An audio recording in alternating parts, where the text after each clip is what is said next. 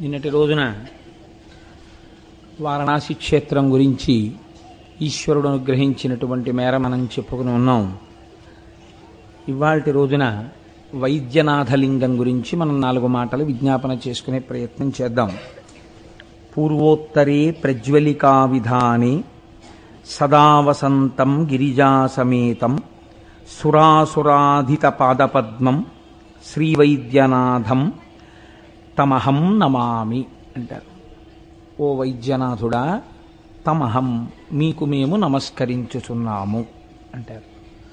నమస్కారం అనేటటువంటి మాటే చాలా వినయంతో విధేయతతో కూడుకుని ఉన్నది. నేను మీకు ఒక్క విషయాన్ని చెప్తాను. ఈ విషయాన్ని మీరు బాగా దృష్టిలో పెట్టుకుని ఈ కోణంలో ఇవాళ నేను చెప్పబోయేటటువంటి జ్యోతిర్లింగం గురించి తెలుసుకునేటటువంటి ప్రయత్నం చేయండి. చదువుకోవడం వెనకాల ఉండేటటువంటి ప్రధాన ప్రయోజనం ఏమి, దేని కొరకు చదువుకోవాలి, అసలు అది ఏదైనా కానివ్వండి, లౌకికమైన విద్య దగ్గర నుంచి వేదం వరకు ఎందుకు చదువుకోవాలి, చదువుకోవడం వల్ల మొట్టమొదట ఉండవలసిన ప్రయోజనం ఏమి అంటే వినయం కదండి. చదువుకోవడం వల్ల ముందు ఏది రావాలంటే వినయం రావాలి. అందుకే మన వాళ్ళు అక్షరాభ్యాసం చేస్తే అక్షరాభ్యాసం అనేటటువంటిది చాలా గొప్ప ప్రక్రియ. మీరు చూడండి, సనాతన ధర్మమునందు అక్షరాభ్యాసం చెయ్యకుండా చదువుకోనివ్వరు. ఎందుకు అక్షరాభ్యాసం చెయ్యాలి అంటే మానవుని యొక్క మేధస్సుకి ఒక పరిమితి ఉంది. తాను తెలుసుకున్నటువంటి విషయం కొంతకాలం తర్వాత మరుగున పడిపోతుంది. మేధ దాన్ని విడిచిపెట్టేస్తుంది. ఒక టేప్ రికార్డర్ క్యాసెట్లో మీరు ఒక విషయాన్ని రికార్డ్ చేసిన తర్వాత చాలా కాలం ఆ క్యాసెట్ని వాడలేదనుకోండి, మీరు మళ్ళీ దాన్ని క్యాసెట్ పెడితే అది సరిగ్గా పలకదు. లేదా ఆ క్యాసెట్ని మీరు తయారు చేయించి దాని మీద ఇంకొక విషయం రికార్డింగ్ అయిపోయింది అనుకోండి, అప్పుడు కూడా ఇది పోతుంది. అలాగే మీరు ఒక విషయాన్ని తెలుసుకుని అది విడిచిపెట్టి కొంతకాలం ఇతర విషయాల యొక్క ప్రభావం ఎక్కువైపోయింది అనుకోండి, ఎక్కువైపోతే ఏది కొంతకాలం మీరు తెలుసుకునే ప్రయత్నం చేశారో అది మరుగున పడిపోతుంది. అలా మరుగున పడిపోవడానికి ప్రధానమైన కారణాల్లో ఒకటి మన యొక్క మేధస్సుకి ఒక పరిమితి ఉండుట. ఇప్పుడు ఈ పరిమితిని దాటడం కోసమని మీరు చూడండి, సనాతన ధర్మమునందు ఒక గొప్ప ప్రక్రియ కనపడుతుంది మీకు. ఏది చెప్పినా వచనంలో తక్కువ చెప్తారు, శ్లోకాల్లో పద్యాల్లో ఎక్కువ చెప్తారు. ఎందుకు అలా చెప్తారో తెలుసా అండి? ఛందోబద్ధం చేశారు కవిత్వాన్ని. అలా చేస్తే మీరు ఏ విషయాన్నైనా సరే స్ఫురణలో పెట్టుకోవడం చాలా తేలికవుతుంది. ఒక శ్లోకం రూపంలో, ఒక పద్యం రూపంలో ప్రతిపాదిస్తారు విషయాన్ని. దాన్ని తర్వాత మీరు బాగా పెంచి చూసుకుంటారు. విషయాన్ని ధారణలో పెట్టుకోవడం తేలికవుతుంది. అంతా వచనంలో ఉందనుకోండి, పేజీలు, అదంతా లోపలికి వెళ్ళడం చాలా కష్టం. ముఖ్యమైన పద్యాలు 4 పద్యాలు మీకు వచ్చాయనుకోండి, సమగ్రముగా విషయమంతా మీకు ధారణ యందుంటుంది. దీని కొరకే సనాతన ధర్మమునందు విషయాన్ని శ్లోక రూపంలో, పద్య రూపంలో ప్రతిపాదించడం అనేటటువంటి ప్రక్రియ వచ్చింది. ఈ అక్షరముల చేత నిబద్ధం చెయ్యకపోతే జ్ఞానము వైపుకి అసలు ఆభిముఖ్యం ఉండదు, తను తెలుసుకునేటటువంటి అవకాశం ఉండదు. గురువుగారు చెప్తే అర్థమవుతుంటుంది వేరే, మళ్ళీ వెళ్ళి ఎప్పుడైనా ఒక విషయాన్ని చూద్దామంటే ఇంకా మీకు కుదరదు. కాబట్టి ఇప్పుడు సరస్వతి ప్రవాహము ఏ రూపంలో ఉంది? మీరు ఒక చంద్రశేఖర పరమాచార్య స్వామి వారి యొక్క అనుగ్రహ భాషణాన్ని చదువుకుంటున్నారనుకోండి, మీరు బాగా గుర్తుపెట్టుకోండి, అప్పుడు మీరు చదువుతున్నారని అనుకోకూడదు. చంద్రశేఖర పరమాచార్య స్వామి వారు మీ దగ్గర కూర్చుని చెప్తున్నారనుకోవాలి. అప్పుడు మీరు ఎలా చదవాలి? పరమాచార్య స్వామి మీ దగ్గర కూర్చుని మీతో మాట్లాడుతున్నారు, పరమాచార్యుల వారు మీ పక్కనే కూర్చుని మాట్లాడుతుంటే మీరు కాళ్ళకి బూట్లు వేసుకొని కూర్చోకూడదు కదా. కాబట్టి మీరు విప్పేయాలి. లేదా ఏ కారణం చేతనో ఏ రైల్లోనో వెడుతోనో మీరు పరమాచార్య స్వామి వారి పుస్తకం చదువుతున్నారు, మానసికంగానైనా మీరు శౌచంతో ఉండాలి. అనగా స్నానం చేసి ఓ పంచె కట్టుకుని ఉత్తరీయం వేసుకుని చక్కగా సంప్రదాయంగా మీరు తిలకధారణ చేసి పరమాచార్య స్వామి చెప్తుంటే నేను వింటున్నానన్న భావనతో మీరు ఆ గ్రంథాన్ని పరిశీలనం చేయాలి. అప్పుడు మీకు తొందరగా ఆయన చెప్తున్న విషయం లోపలికి వెడుతుంది. దీనికి కారణం ఏమిటి? వినయం. అవతల వారి యందు మీకు కలిగినటువంటి వినయము మిమ్ము ఉద్ధరిస్తుంది. అయితే మీరు ఒక్కటి చూడండి, మనకున్నటువంటి పెద్ద ఇబ్బంది ఎక్కడంటే ఈ వినయం ఉండదు. ఏదో కారణాన్ని వెతుక్కుని వినయంగా ఉండడం చాలా కష్టం. తనకి లేనిది ఏదో ఒకటి ఉంటుంది, ఆ లేని చూసుకుని నేను ఎంతటి వాణ్ణి అని వినయంగా ఉండే ప్రయత్నం చెయ్యడు. ఏదో ఒక చిన్న కారణాన్ని వెతుక్కుని నేను ఎంత గొప్పవాణ్ణి అనుకోవడానికి అవకాశం తీసుకుంటాడు. నా అంత గొప్పవాడు ఎక్కడున్నాడు అంటాడు. ఇది అహంకారానికి దారితీస్తుంది. ప్రయత్నపూర్వకంగా మీరు వినయం వైపుకి నడవకపోతే తనంత తాను పట్టుకునే అహంకారం మిమ్మల్ని నాశనం చేస్తుంది. దీనికి ప్రథమ సోపానం ఎక్కడ? గురువుగారి దగ్గర తల వంచి నమస్కారం చేయడంలో ఉంది. అందుకనే మన వాళ్ళు ఏం చేశారంటే అక్షరాభ్యాసము అంటే సరస్వతీ కటాక్షమే. ఏది నశించనిదో, ఏది సత్యమో, ఏది బ్రహ్మమో దాని ముందు నువ్వు అసలు ముందు తల వంచడం నీకు చేత కావాలి, నీకు ఆ వినయం చేత కావాలి. కాబట్టి నీకు అలా వినయాన్ని ఇవ్వగలిగినటువంటి ఆ గురువు యొక్క సమక్షంలో కూర్చుని ఆయన దిద్దితే అక్షరాలు దిద్దు అని అక్షరాభ్యాసాన్ని కూడా అంత గొప్ప క్రతువుగా మన వాళ్ళు స్వీకరించారు. మన వాళ్ళు ఏది చేసినా దాని చిట్ట చివరి ప్రయోజనము పరబ్రహ్మమును చేరుటయే. పరబ్రహ్మమును చేరుట తప్ప అన్యమైనటువంటి ప్రయోజనం మనకి లేదు. నాకు స్ఫురణలో లేదు కానీ ఒక శ్లోకం ఉంది. ఆ శ్లోకంలో ఏమంటారో తెలుసా అండి? నిన్ను సంగీతం ఎవరు నేర్చుకోమన్నారని అడిగారు. నేను తెల్లబోయాను ఆ శ్లోకం చదివి. నీకు సంగీతం నేర్చుకోవాల్సిన అవసరం ఏంటి? నువ్వు వీణ తీసి పట్టుకుని ఆ వీణ తీగలు మీటుతుండగా వస్తున్నటువంటి ధ్వనుల యందు నీ మనస్సుని లయం చేయగలిగితే వీణ తీగల ధ్వని చేత నీవు ఈశ్వరునే చేరుచున్నావు నాదోపాసన చేత. మన వాళ్ళు వీణ పట్టుకుంటే ఈశ్వరుణ్ణి చేరడానికి మార్గంగా స్వీకరించారు తప్ప ఈ సనాతన ధర్మమునందు కేవల సుఖము కొరకు ఈశ్వరార్చన అన్నది హేయమైన విషయం. ఈశ్వరుడు అలా చెయ్యొద్దని చెప్పలేదు. ఆర్తి జిజ్ఞాసురర్థార్థి అన్నాడు ఆయన. కానీ అదే వ్యాపకం కాకూడదు, ఇంకెప్పుడూ కోరికలతో సతమతం అవడం కాకూడదు. ఇది వైద్యనాథలింగము అంటే. మనకి శివుడికి ఒక నామం ఉంది అభిషేకంలో, ప్రథమో దైవ్యోభిషక్ అంటాం. ఈశ్వర మీరు మొట్టమొదటి వైద్యులు ఈ లోకమునకు.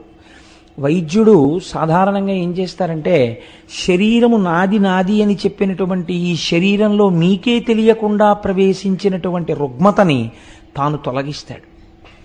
నేను నిన్నటి రోజున ఒక ఈఎన్టీ హాస్పిటల్లో కొత్త బిల్డింగ్లోకి షిఫ్ట్ అయింది. పావని క్లినిక్.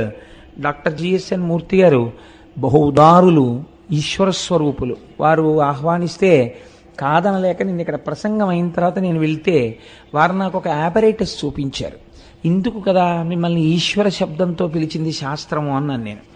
ఆయన నాకు ఒక ఆపరేటస్ చూపించి అన్నారు, కోటేశ్వరరావు గారు సాధారణంగా 3 సంవత్సరముల వయస్సు దాటిపోతే పిల్లవాడికి మాటలు సరిగా పలకనప్పుడు వీడు మూగివాడిగా ఉన్నాడని, వీడు పిలిచినటువంటి పలుకుకి ప్రతిస్పందించట్లేదని పెద్దలు తెలుసుకుంటారు.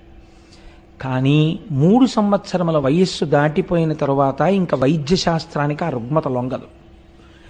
3 సంవత్సరముల లోపల తెలుసుకోగలిగితే మాత్రం మూగివాడిగా పుట్టినవాణ్ణి, చెవిటివాడిగా పుట్టినవాణ్ణి కూడా మాట వచ్చేవాడిగా, వినకిడి శక్తి కలిగిన వాడిగా చెయ్యడానికి శాస్త్రమునందు ప్రత్యేకమైన పద్ధతి ఉందండి.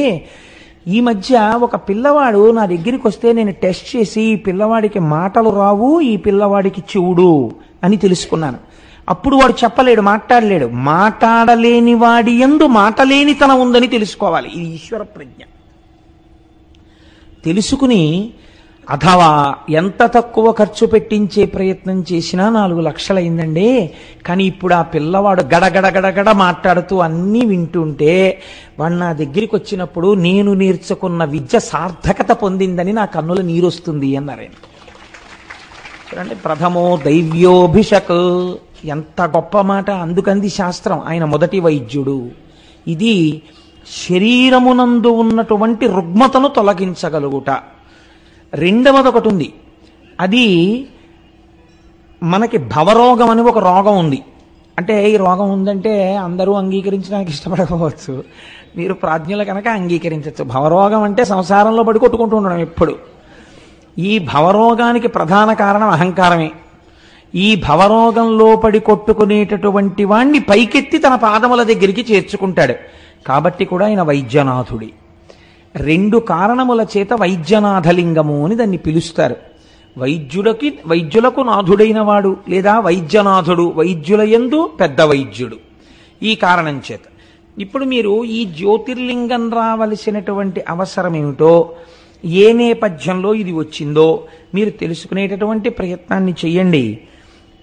లంకానాయకుడైన రావణుడు కైలాసాచలాధీశ్వరున్ పంకేజాక్ష ముఖామరార్చిత పదాబ్జాతున్ శివున్ శంకరున్ బింకం బొప్ప భజింపనించి హిమభూభృద్వృక్ష షండోర్మియందు ఓంకారస్మరణంబు చేయుచు తపం ఉత్సాహి అయి సల్పుడున్. ఈ పద్యంలో అంటారు, ఒక్కొక్క పద్యంలో ఆవిష్కరించేస్తారండి విషయాన్నంతటిని. దాన్ని ఒడిసి పట్టడంలో జ్యోతిర్లింగం ఉంటుంది. జ్యోతి అంటే ప్రకాశం కదండి. అన్ని లింగాలు ఒక్క కారణానికి ఎందుకు వస్తాయి? ఆవిర్భావమునందు మీరు దాని వెనక రహస్యాన్ని పసిగట్టాలి. పసిగడితే ఆ జ్యోతి మీ యందు ప్రకాశించినట్లు అవుతుంది. లేనప్పుడు కేవలం దాన్ని మీరు కథ కింద విన్నారనుకోండి, దానివల్ల దోషం ఉందని కానీ తక్కువ ఫలితం వస్తుందని కానీ నేను అనను, కానీ అది మీ ఉపాసనా కార్యక్రమాన్ని పెంచుతుందని మాత్రం నేను అనలేను. కాబట్టి చూడండి, ఒకానొక సమయంలో లంకానాయకుడైన రావణుడు, లంకా పట్టణాన్ని పరిపాలించేటటువంటి రావణాసురుడు. ఏ రావణుడు అంటే సరిపోదా? లంకానాయకుడైన రావణుడు అన్న మాట ఎందుకు అనాలి? లంకానాయకుడైన రావణుడు అంటే లంకా పట్టణం ఎప్పుడూ కూడా దక్షిణ దిక్కునే ఉంటుంది కదండి. ఊరికి దక్షిణ దిక్కున ఏది ఉంటుంది? శ్మశానం ఉంటుంది.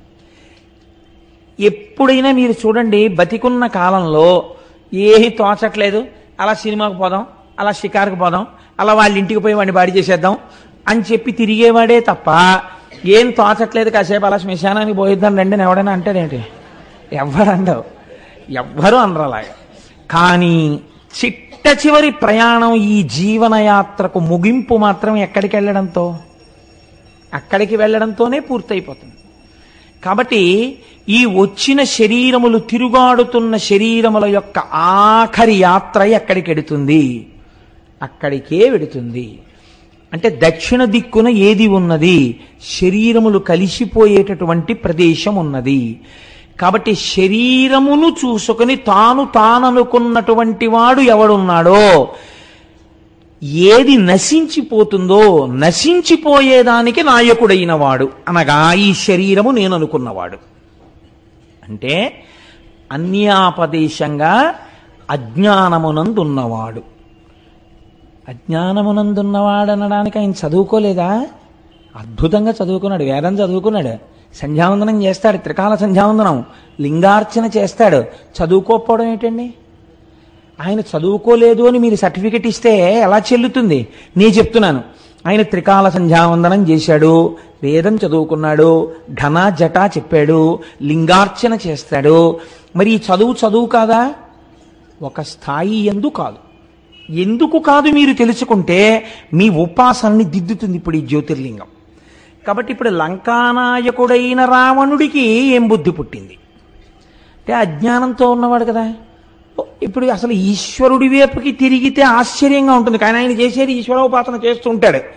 ఏం చేశాడు అంటే కైలాసాచలాధీశ్వరున్, కైలాసమునకు అధినేత అయినటువంటి శివుడు. కైలాసం అన్న మాటని అమరకోశం వ్యాఖ్యానం చేసింది. ఎక్కడ పార్వతీ పరమేశ్వరుల యొక్క కేళీ విలాసముగా ఈ లోకముల యొక్క ఆవిర్భావమునకు నాందీవాచకము పడుతుందో, ఎక్కడ నటరాజ ప్రకృతి జరుగుతోందో, ఎక్కడ ఆయన సృష్టికర్తగా ఈ సృష్టి చేస్తున్నాడో, స్థితికర్తగా ఉన్నాడో, ప్రళయకర్తగా ఉన్నాడో, ఆ నటరాజతత్వం ఎదర మీరు విందురుగాని ఎలాగో. కాబట్టి అటువంటి పరబ్రహ్మమును తెలుసుకునే ప్రయత్నం చేస్తున్నాడు. ఇప్పుడు ఈ ఉన్న స్థాయిలో ఆ ఉన్న వస్తువుని కనుక్కోవడం కుదురుతుందా? మీరు చెప్పండి. 5వ క్లాస్ చదువుకున్న పిల్లవాడి దగ్గరికి మీరు పట్టుకెళ్ళి ఎంబీబీఎస్ ఎనాటమీ పుస్తకం పెట్టారనుకోండి, వాడు చదవగలడా? చదవలేడు. వాడు ఎలా చదువుతాడు? వాడికి కుదరదు. వాడు చదువుకున్న చదువు ఎనాటమీ చదవడానికి కుదరదు. వాడు ఎంసెట్ రాయాలి, మంచి ర్యాంక్ రావాలి, మెడిసిన్లో జాయిన్ అవ్వాలి, ప్రొఫెసర్ల దగ్గర కొంత నేర్చుకోవాలి, ఆ తర్వాత ఎనాటమీ పుస్తకాన్ని వాడు చదవగలుగుతాడు. శరీరము నేను అనే అహంకారంతో ఉన్నవాడికి కైలాసాచలాధీశుని యొక్క దర్శనం ఎలా దొరుకుతుంది? కాబట్టి దొరకదని మీరు నిర్ధారించవలసి ఉంటుంది ఇప్పుడు కదండి. కానీ ఆయన ఏం చేస్తున్నట్ట, ఆయన్ని పట్టుకోవడానికి బింకంబొప్ప భజించనించి చాలా బింకంతో కూడిన తపస్సు మొదలెట్టాడు. బింకం అంటే ఏమిటి ఇక్కడ? అంటే రజోగుణ ప్రకృతితో కూడినటువంటి తపస్సు, అంటే ఒక పట్టుదల అన్నమాట. ఈ పట్టుదల చాలా అనర్థహేతువుగా ఉంటుంది, పాడు చేసేదిగా ఉంటుంది, ఒక్కొక్కసారి అసహ్యం కూడా వేస్తుంటుంది. ఎందుకింత పట్టుదల అనిపిస్తుంది. మీరు మరోలా అనుకోకండి. నేను మీకు ఒక ఉదాహరణ చెప్తాను. నాకు ఫోన్ చేస్తూ ఉంటారు, రేపు మీ ఇంటికి వచ్చి మిమ్మల్ని కలవాలనుకుంటున్నాను, ఒక గంట మాట్లాడాలి. నాకంత సమయం లేదండి, నేను వేరొక ఫంక్షన్కి వెళ్ళాలి, అనుష్ఠానం చేసుకోవాలి, శివమహాపురాణం చెప్తున్నాను కదా, నేను చదివేది పొద్దున్న మహా అయితే ఒక్క అరగంట అంతే, అంతకన్నా టైం ఉండదు. ఆఫీస్కి వెళ్ళిపోతాను, మళ్ళీ సాయంకాలం సంధ్యావందనం చేసుకుని వేదిక మీదకి రావాలి. అందుకని నేను మాట్లాడలేనండి గంట సేపు అన్నాం అనుకోండి. రేపు అంటే శివమహాపురాణం 40 రోజులు ఉంటుందండి అన్నాం అనుకోండి. మీరు ఉపన్యాసం చెప్పొచ్చేసాక తెల్లవారకట 4 గంటలకు లేచిన వాడిని రాత్రి 11 గంటలకు అలసిపోనండి, పడుకోవాలి. అప్పుడు ఏం మాట్లాడగలను? మాట్లాడలేనండి, అప్పుడు కుదరదండి, అలసిపోయి ఉంటుంది, శరీరానికి అలసట ఉంటుంది కదా అన్నారు. మీరు అలా అంటే ఎలా కుదురుతుందండి? మేము ఎక్కడి నుంచో వచ్చాం, నాకు రేపు రిజర్వేషన్ అయిపోయింది, వెళ్ళిపోవాలి, అందుకని రేపు పొద్దున్న మేము వస్తున్నామండి, మీరు ఒక గంట మాట్లాడవలసిందే అంటే అప్పుడు దాన్ని ఏమనుకోవాలి మీరు? అలా కుదరదండి, నేను ఉండను అని మీరు అన్నా సరే ఆయన ఫోన్ పెట్టేసి ఆయన పొద్దున్న వచ్చేస్తాడంతే. ఏంటంటే నేను చూశానండి, స్వానుభవమున చెప్పు చవటలార. కాబట్టి ఏం చేయాలి? మీరు మాట్లాడాలంతే. మీ వ్యవహారం ఎలా ఉన్నా ఆయన అతిథి రూపంలో ఇంటికి వచ్చాడు, ఏం చేయాలి అంటే అలా వస్తే మాట్లాడతారా అనుకోకండి, అలా రాకూడదు కదా. కాబట్టి ఇప్పుడు మీరు ఒత్తిడికి గురైపోతారు, మాట్లాడి తీరాలి. ఇది బింకంతో కూడుకున్న విషయం. ఇది అంటే నువ్వు ఎవరి కోసం మాట్లాడవు, నువ్వు మాట్లాడాలంతే అని పింకితనంతో వచ్చి మాట్లాడడం అవుతుంది. అప్పుడు దానివల్ల ఏమవుతుందంటే, నా నుండి మీ పట్ల సరి అయిన భావన లేదు కాబట్టి మీరు అడిగిన దానికి ఒక చక్కటి జవాబు వచ్చే అవకాశం తక్కువగా ఉంటుంది. 2, మీరు నా నుండి పొందగలిగినది కానీ మీరు నాకు చెప్పగలిగింది కానీ తక్కువగా ఉంటుంది కదా. ఆ వాతావరణంలో బింకంతో కూడుకున్న పనులు పాడు చేస్తాయి. మనిషి ఆ ప్రవృత్తిని పెంచుకోకూడదు. ఇది నేను ఒక ఉదాహరణకి చెప్పాను, ఎవరిని అవమానించడానికి కాదు. కాబట్టి ఇప్పుడు ఎటువంటి తపస్సుని మొదలుపెట్టాడు? బింకంతో కూడిన తపస్సు, సత్వగుణంతో కూడిన తపస్సు కాదది. సత్వగుణంతో కూడిన తపస్సు ఎలా ఉంటుందంటే, ఈశ్వరోపాసనమును ప్రారంభము చేసిన తరువాత ఆయన అసలు మర్చిపోతాడు లోకం గురించి. ఇంద్రియాలన్నీ వెనక్కి వెళ్ళిపోతాయి, మనస్సు వెనక్కి వెళ్ళిపోతుంది. వెళ్ళిపోయిన కారణం చేత ఎన్నాళ్ళు తపస్సు చేశాడో ఆయనకి తెలియదు. ఆయన ఒంటి మీద పుట్టలు పట్టేస్తాయి, ఆయన ఒంటి మీద పావులు తిరుగుతూ ఉంటాయి, చెట్లు మొలిచిపోతాయి. ఆయన తపస్సమాధిలో ఉంటాడు, అస్థిపంజరంలో ఉంటాడు. ఈశ్వరుడే వచ్చి కదిపితే అప్పుడు లేస్తాడు కదండి. ఇది సాత్వికమైన తపస్సు, మనసు ఆయన యందు లయం అయిపోయింది. ఇది బింకంతో కూడిన తపస్సు, ఇది వేరొకలా ఉంటుంది. ఇది అలా సాత్వికంగా ఉండదు. ఇది మీరు పట్టుకోవాలి. మీ ఉపాసనలో ఈ దోషం ఉంటే దిద్దుకోమని చెప్పడం. ఇప్పుడు ఏమైంది అంటే, అలా తపస్సు ఓంకారముతో ప్రణవాన్ని అనుసంధానం చేస్తున్నాడు.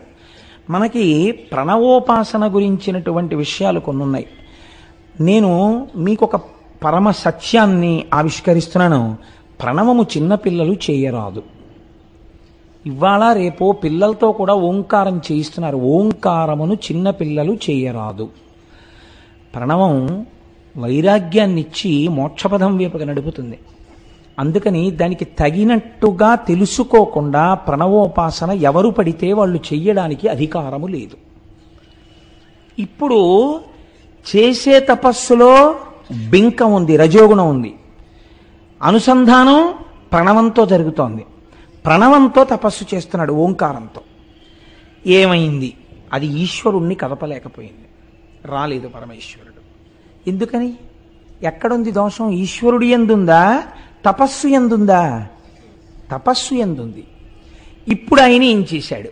రజోగుణంతో ప్రారంభమైన తపస్సు కదండి, అది సత్వగుణంతో ఉన్న తపస్సు కాదు. అది అలక, ఈశ్వరుడి మీద కూడా అలక. ఎవడి కోసం రావు నువ్వు? రాకపోతే ఏం చేస్తానో తెలుసా? చిరకాలము దానవునకు హరుడగు పడకున్న శిరసులారును మూడున్, ఆరును మూడున్ అంటే 6 3 9, నరికి హవనంబొనర్చెను పరమేశ్వరుడప్పుడు కృపన్ కనకున్నన్. 9 తలలు తెంపడానికి 10వ తల ఆధారమైంది. 10వ తల ఉంటే కదండి 9 తెగుతున్నాయని చెప్పడానికి. 9 తెంపేస్తున్నాను అని చెప్పడానికి బుద్ధిస్థానమైన తలకాయ ఒకటి ఉండాలి. అందులో ఒకటి ఉంచుకున్నాడు. ఈశ్వరుడు కనపడలేదని అక్కస వచ్చింది. ఇప్పుడు అదేమిటండి, ఈశ్వరుడి మీద అక్కసేమిటి కనపడకపోతే? అందుకని 9 తలకాయలు కోసేసుకున్నాడు. కోసేసుకుని ఏం చేశాడు? అగ్నిహోత్రమునందు విరేల్చాడు. అయితే ఆ కోటేశ్వరారు మీరు అలా ఎందుకు మాట్లాడుతున్నారు? అది భక్తి యందు వ్యగ్రతగా మీరు ఎందుకు చెప్పలేకపోతున్నారు ఈ విషయాన్ని అని మీరు నన్ను అడగచ్చు. ఇక్కడ నేను మీకు ఒక విషయాన్ని ఆవిష్కరించకపోతే నేను ఈ జ్యోతిర్లింగం గురించి మీకు నేను సరిగ్గా చెప్పిన వాడను కానివాణ్ణి అవుతాను. ఈయన చదువుకోకపోతే ఈయనకి తపస్సు చేత ఈశ్వరుణ్ణి ప్రత్యక్షము చేసుకోవచ్చునన్న విషయం ఎలా తెలిసిందండి? అంటే చదువుకున్నాడు. భగవంతుడన్నవాడొకడున్నాడు, వాడి అనుగ్రహము చేత సాధింపరానిది లేదన్న విషయం ఆయనకి ఎరుకలో ఉంది. కాబట్టి ఇప్పుడు ఆయన దేని కొరకు తపస్సు మొదలుపెట్టాడు? ఆయన అడిగే వరకు మీకు తెలియదు, నాకు తెలియదు. తెలిసిన్నట్టు ఉండకండి, తెలియదనే అనుకోండి. మీకు నాకు తెలియదు ఇంకా ఏం అడుగుతాడో. కానీ ఆయన చదువుకున్నవాడు, వేదం తెలుసు. వేదం ఏం చెప్తోంది? బ్రహ్మచారి, గృహస్థు వీళ్ళిద్దరినీ అగ్నికార్యం చెయ్యమని చెప్పింది, సంధ్యావందనం చేయమని చెప్పింది. వీళ్ళిద్దరూ ఎందుకు సంధ్యావందనం చెయ్యాలి అంటే, బాహ్యమునందన్నారు ఏదో మందేహులన్న రాక్షసులు ఉంటారు, వాళ్ళు సూర్యోదయం కాకుండా అడ్డుపడుతుంటారు, నువ్వు అర్ఘ్యం ఇవ్వాలి, అర్ఘ్యం ఇస్తే ఈ అర్ఘ్యం ఇచ్చినటువంటి జలముల యొక్క పవిత్రత చేత వాళ్ళు పక్కకి తొలగుతారు, సూర్యోదయం జరుగుతుంది అన్నారు. ఆంతరమునందు దాని రహస్యం ఏమిటి? ఎప్పటికప్పుడు ప్రతి పావు గంటకి ప్రతి అరగంటకి నీలోకి రాక్షస ప్రవేశం జరిగిపోతుంటుంది. నువ్వు బయట ఉన్నటువంటి వాళ్ళ నడువడి చేత నువ్వు ప్రతిస్పందన పొందుతుంటావు. నీలోకి కామము, క్రోధము వచ్చేస్తుంటాయి. వీటిని తుడుస్తూ ఉండాలి, చిత్తశుద్ధి ఏర్పడుతుండాలి భగవంతుడు ఉండడానికి. ఈ చిత్తశుద్ధిని ఏర్పరచుకోవడానికి నువ్వు ప్రశాంతంగా కూర్చుని, అందుకే పూర్వం ఆలయాలు కడితే సంధ్యావందన మంటపాలు ఉండేవి. సాయంకాలం గుళ్ళోకి వెళ్ళారనుకోండి మీరు, అది చాలా పెద్ద గుడి అనుకోండి, ముందు ఏం చేసేవారంటే కోనేట్లో స్నానం చేసి అక్కడికి వచ్చి కూర్చుని సంధ్యావందనం చేసుకుని ముందు తర్వాత దేవాలయంలోకి వెళ్ళేవారు. సంధ్యావందనం వదిలిపెట్టడానికి వీల్లేదు. కాబట్టి ఇప్పుడు సంధ్యావందనం ఎందుకు?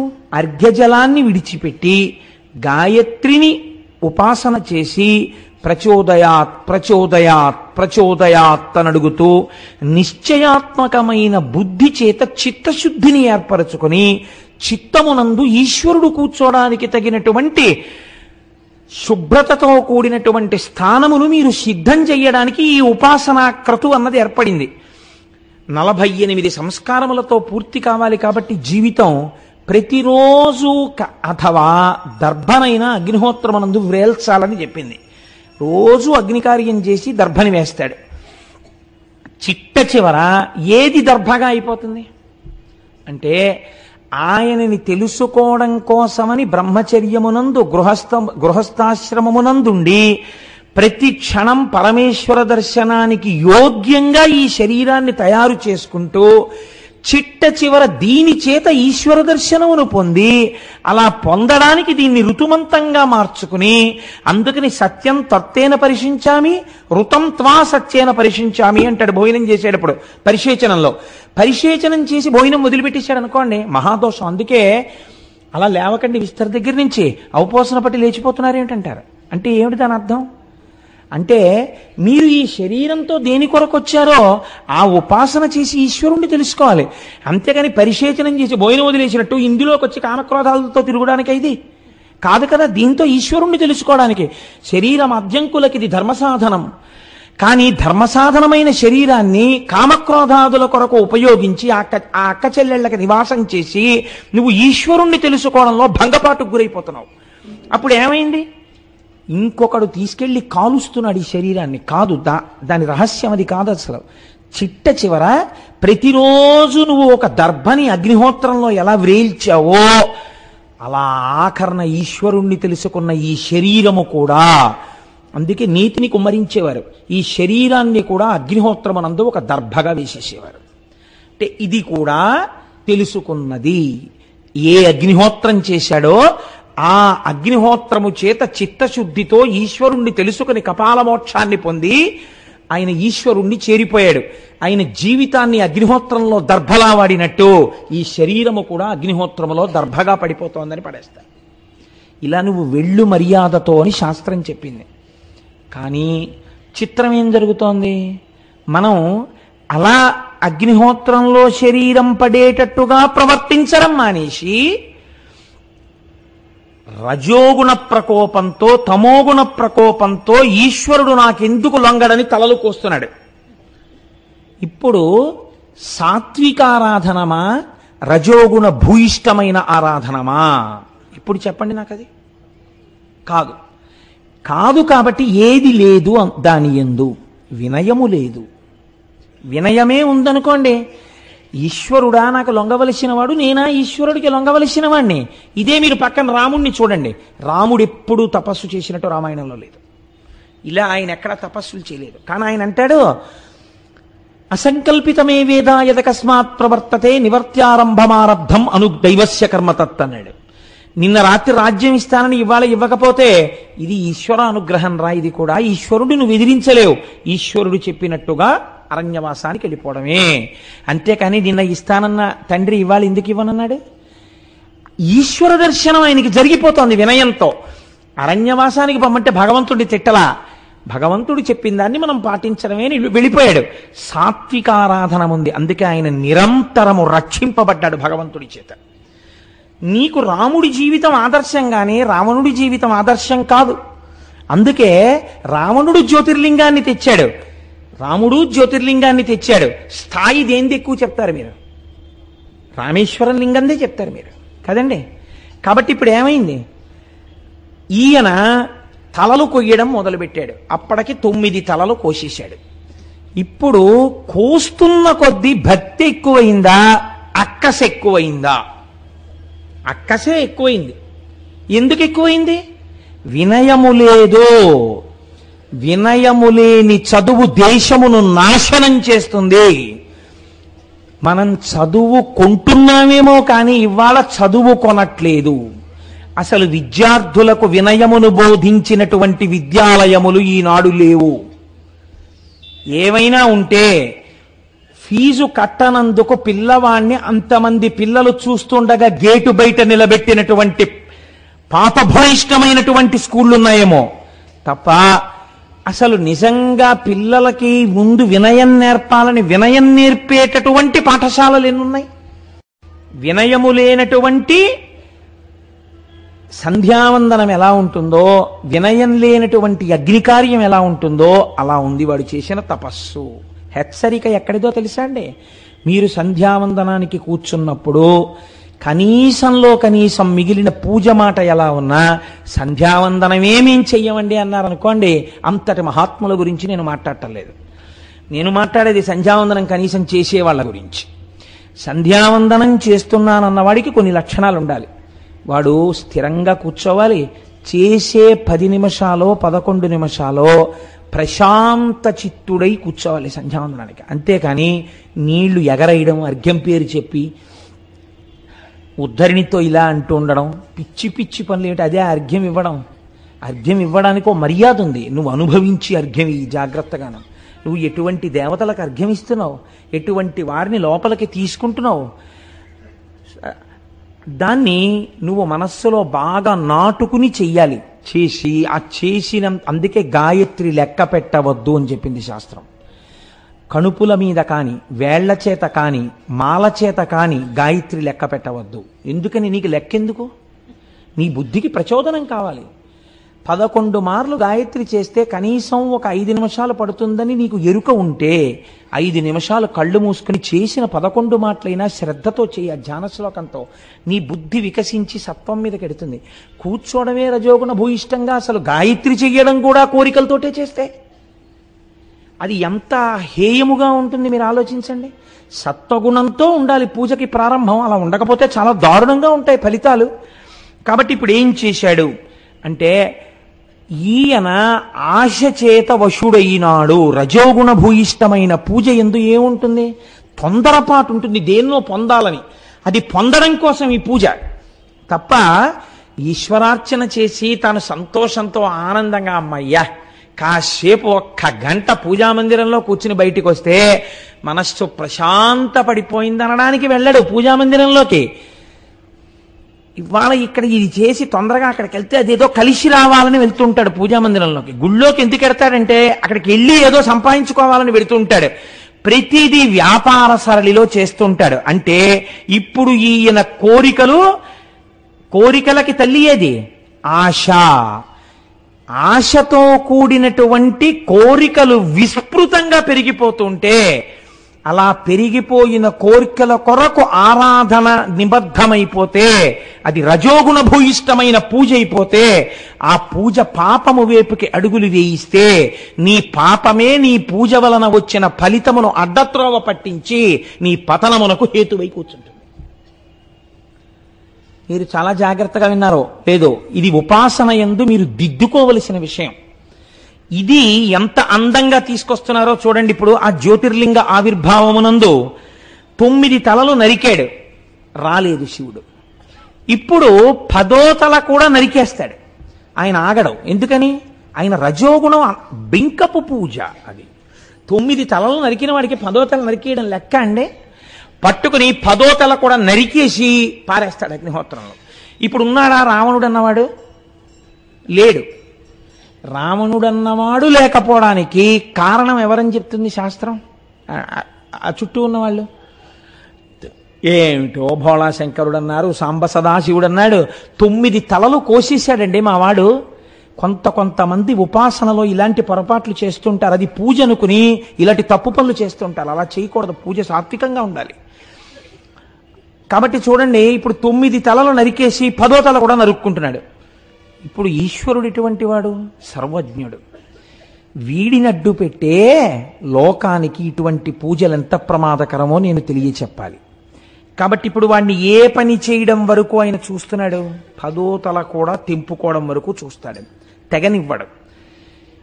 ఈ తుంచుకునే తలకాయలు, ముక్కులు కోసుకోవడాలు, చెవులు కోసుకోవడాలు, ఇలాంటివి ఎంత పిచ్చ పనిలో ఉపాసనలో చూడండి ఎంత దగ్గరికి ఎడుతోందో అది.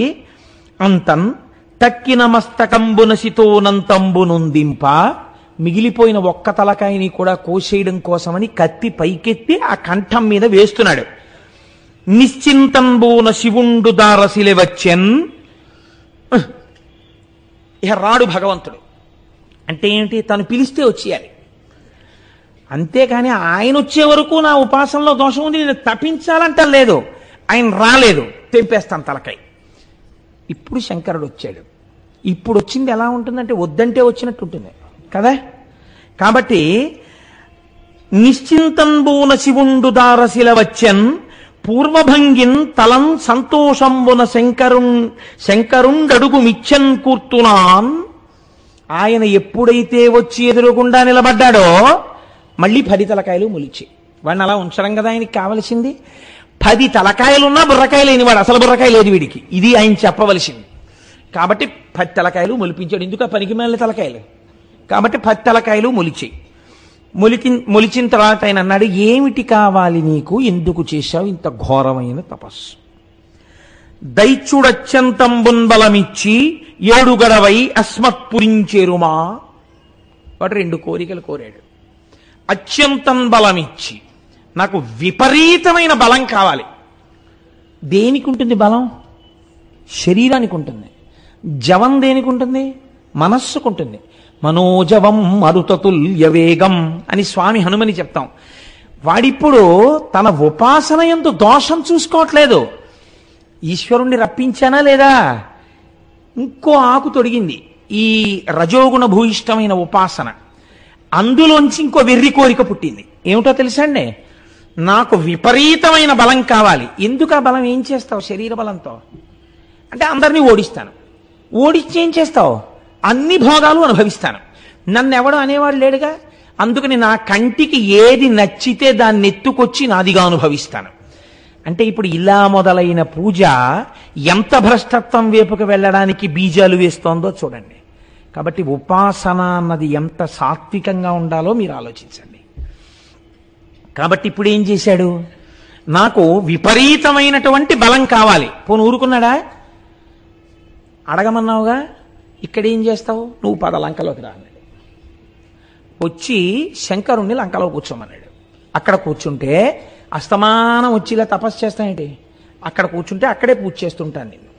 నాకేమైనా కావాలనిపించింది అనుకో మళ్ళీ నిన్ను అడుగుతూ ఉంటాను, ఇద్దుగాని. ఇది వాడి ఉద్దేశ్యం. గుండి మింగేవాడు ఓడుంటే గుళ్ళో లింగాన్ని మింగేవాడు ఓడుంటాడంటారు చూసారా? వీడి అతి తెలివితేటలు, వీడి బుద్ధి వ్యగ్రత, వీడి రజోగుణ సంపర్కం ఎలా ఉంటాయో చూడండి. శివుడు నిజంగా ఇలాంటి వాళ్ళని చూసి ఏమనాలండి? లోకంలో ఉపాసన ఉపాసన ఉపాసన అని పేరు చెప్పి ఇలాంటి వెర్రితలలతో పూజలు చేసే వాళ్ళని నేను ఇంతమందిని చూశాను అందామంటే నాకు గట్టిగా పట్టుకోవడానికి వెంట్రుకలు లేవు. వచ్చిన బాధ అంటే నాకు ఈ స్వానుభవం ఎందుకు వస్తుందో తెలుసా అండి? అస్తమానం ఎవరోళ్ళు వస్తుండడం, వాళ్ళ ఆరాధనా విధానాల గురించి, వాళ్ళ కోరికల గురించి, వాళ్ళ వ్యగ్రతతో కూడిన పూజల గురించి చెప్తుంటే నారాయణ వీళ్ళకి అసలు ఇలాంటి ఆలోచనలు ఎందుకు వస్తాయిరా అనిపిస్తుంటుంది. అంత విచిత్రంగా ఉంటుంది లోకంలో. అసలు ఈ ఉపాసన అన్నది ఇందుకొరకా వచ్చింది, ఇలా చెయ్యొచ్చా అన్న ఆలోచన కూడా ఉండదు చాలా మందికి. సరే, అవన్నీ సభాముఖంగా నేను చెప్తే వీడికి ఇదే పనిలా ఉంది, వీడికి విన్నవన్నీ ఇలా చెప్తుంటే అలా సభలో అనుకుంటారు. అందుకని అక్కడికి వదిలేయండి. కాబట్టి ఇప్పుడు నువ్వు లంకా పట్టణానికి వచ్చేయి అన్నాడు. అంటే ఆయన అన్నాడు, ఇదేమిటి రోయ్, ఏదో ఒంటికి బలం ఇమ్మన్నాడు, బాగానే ఉంది, ఏదో ఇచ్చేస్తాను. నన్నే వచ్చేయమంటున్నాడు లంకా పట్టణానికి. అసలు కడుపు మంటతో ఉన్నాడు ఆయన. ఈ దిక్కుమాలిన ఉపాసన నువ్వునని, నువ్వు లంకకు వచ్చేనా వెనకాలన్నాడు. ఎంత తేలిగ్గా ఉన్నాడో చూడండి వాడికి భగవంతుడు. రజోగుణం కదండి. ఇప్పుడు ఆయన ఉద్దేశం ఏంటి?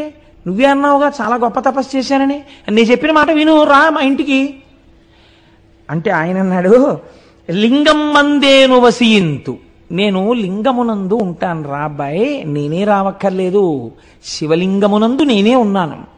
కాబట్టి లీల మెరయన్, నేను అందులోనే ఉంటాను. తెలివితో చేర్పు పురికని, నువ్వు దీన్ని నీ పట్టణానికి తీసుకెళ్ళు, కానీ తెలివి ఉండాలన్నాడు.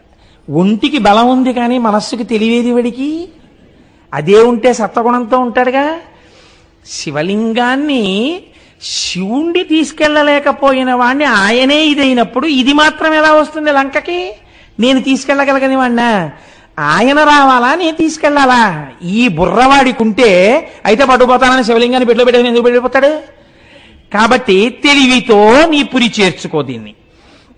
దేవుడు అడిగే ఆయన అంతర్ధానం అయిపోయాడు. ఇంకా ఉంటే ఏమంటాడు వీడని. అంతా లింగంబు చేకొని అసుర విభుడు వచ్చుచున్ తెరువు దైవ వశము చేసి ఆ శివలింగాన్ని పట్టుకుని వెళ్ళిపోతున్నాడు లంకకి. అంటే ఉత్తరక్షణం ఒంటికి బలం వచ్చింది, ప్రవృత్తిలో ఏమైనా మార్పు వచ్చిందా? ఏమీ లేదు. మీరు గమనిస్తున్నారు కదా. ఇవి మీ ఉపాసనలో దిద్దుకోవలసిన లక్షణాలండి. ఇవి సాత్వికమైన భక్తి, రజోగుణ భూయిష్టమైన భక్తి, ఈ రెండిటికి ఎంత తేడా ఉంటుందో చూడండి. సాత్వికమైన భక్తి ఎలా ఉంటుందో మీకు భీష్మేకాదశి కనుక నేను ఇవాళ జ్ఞాపకానికి వచ్చింది. నాకు నేను ఒక ఉదాహరణ చెప్తాను. భీష్మాచార్యుల వారి దగ్గరికి వచ్చి ఒక మాట చెప్పారు, మీరందరూ విన్నదే, కానీ భీష్మేకాదశి నాడు చెప్పుకుంటే ధన్యులం అవుతాం ఈ మాట. భీష్ముడి దగ్గరికి వచ్చి కృష్ణ భగవానుడు అర్జునుడికి సారథ్యం వహిస్తాట, కానీ అస్త్రము ఈ చేతితో ఏ ఆయుధమును పట్టాడు అన్నారు. భీష్ముడు అన్నాడు, ఆయనది సాత్విక భక్తి. భగవంతుడంటే ఎవరో, భగవంతుడు దేనికి లొంగుతాడో ఆయనకి తెలుసు. కాబట్టి ఆయన అన్నాడు, ఆయన ప్రతిజ్ఞ అలా చేశాడు కదా, నేను ప్రతిజ్ఞ చేస్తున్నాను. ఏమిటో తెలుసా? కృష్ణుడితో ఆయుధం పట్టిస్తానన్నాడు. కృష్ణుడు ఎవరో భీష్ముడికి తెలియదా? తెలుసు భీష్ముడికి కృష్ణుడు భగవానుడని.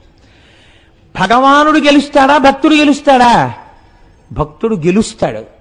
ఎలా గెలుస్తాడని రావణాసురుడి భక్తితో చెప్పలా.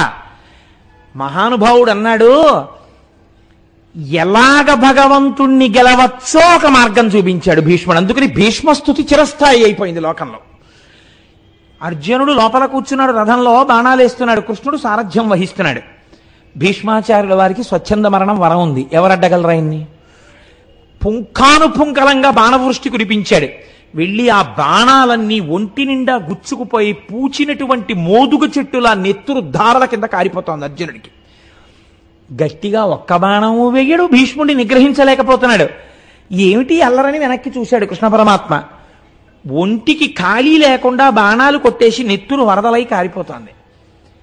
ఇప్పుడు ఆయన కొట్టలేకపోతే నేనేం చేస్తానంటే అనాలి.